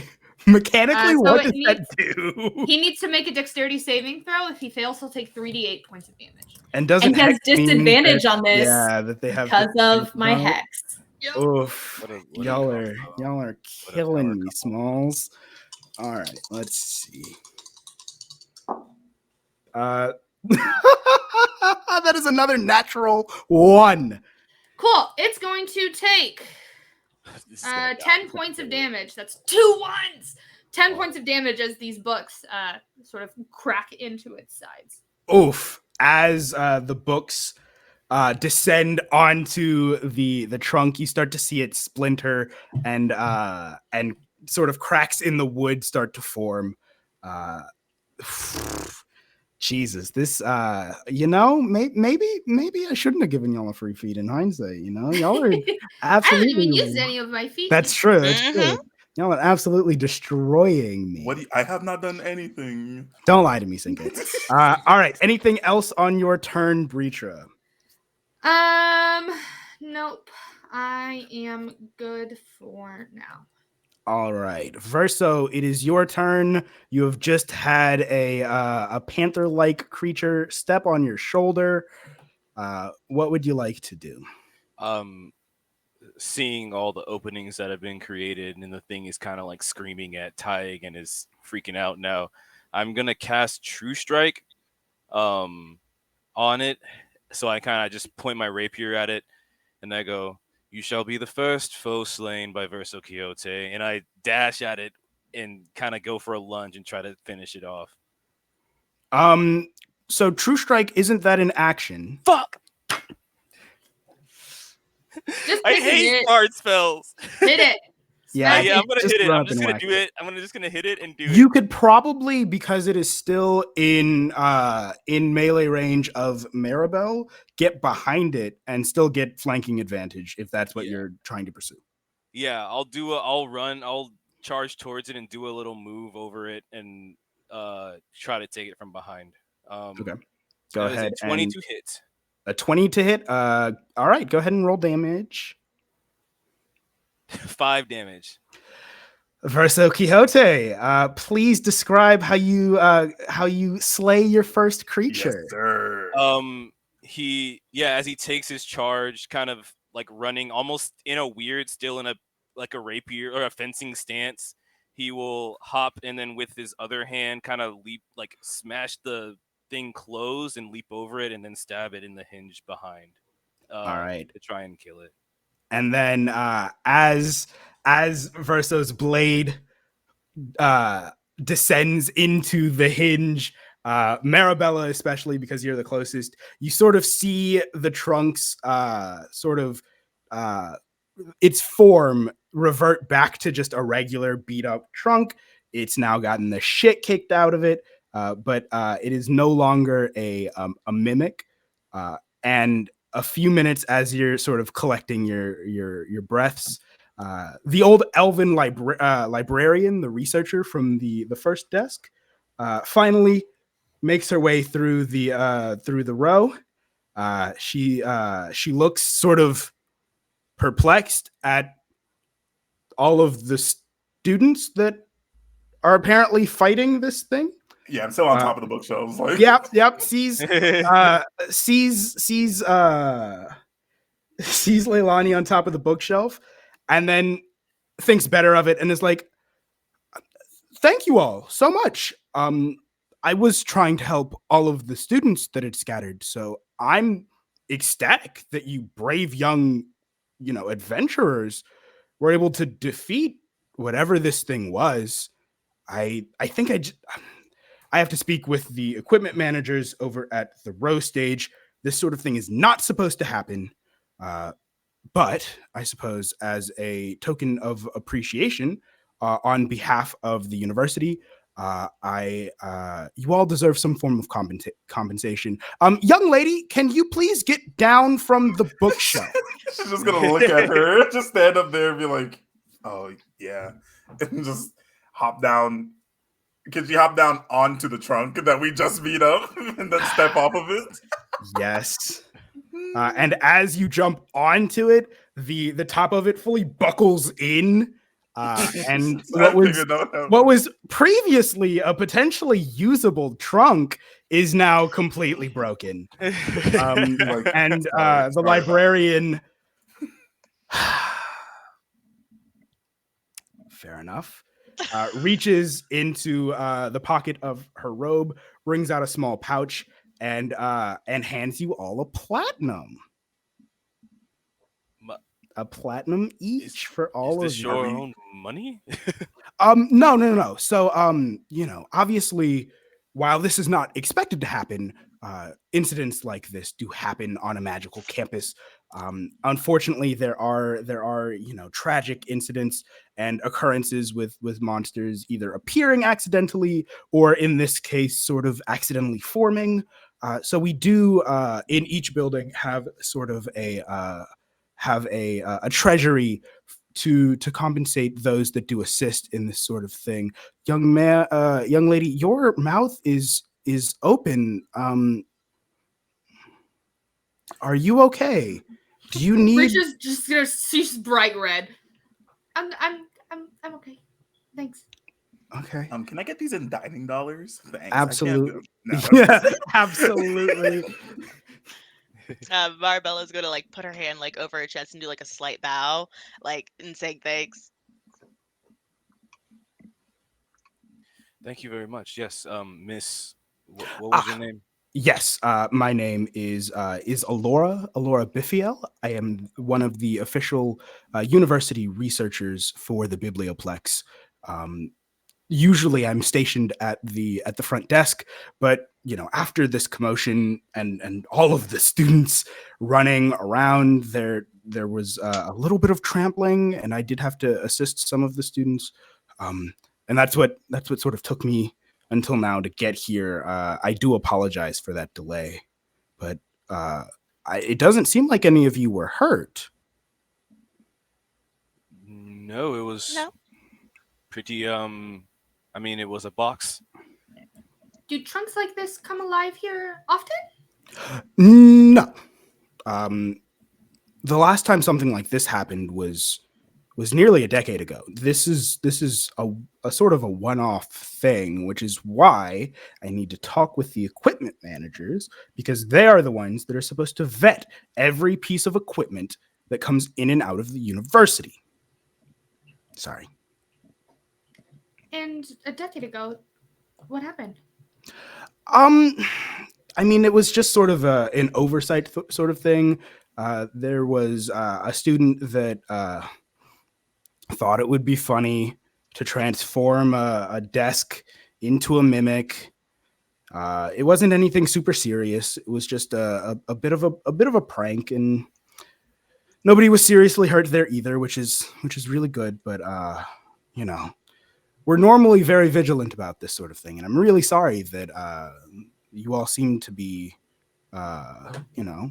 having your first day tarnished by such an encounter. Tarnish. This was great. I got to kill my first foe. It was great. I'm glad it wasn't a treasure chest mimic. Those are stronger, I've heard. This one was easy.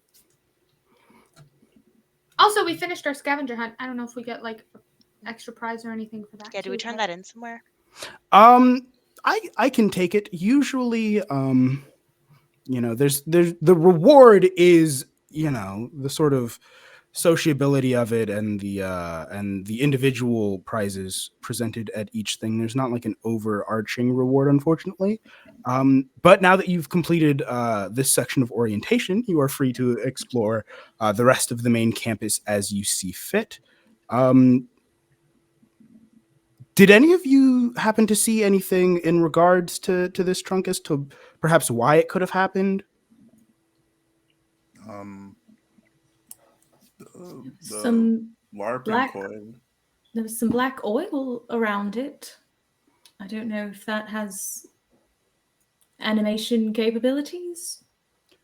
She sort of walks over to the now crushed trunk and sees what's sort of like a now dried black oil on it, and is like, maybe it was just a finish of it, or like a leather conditioner.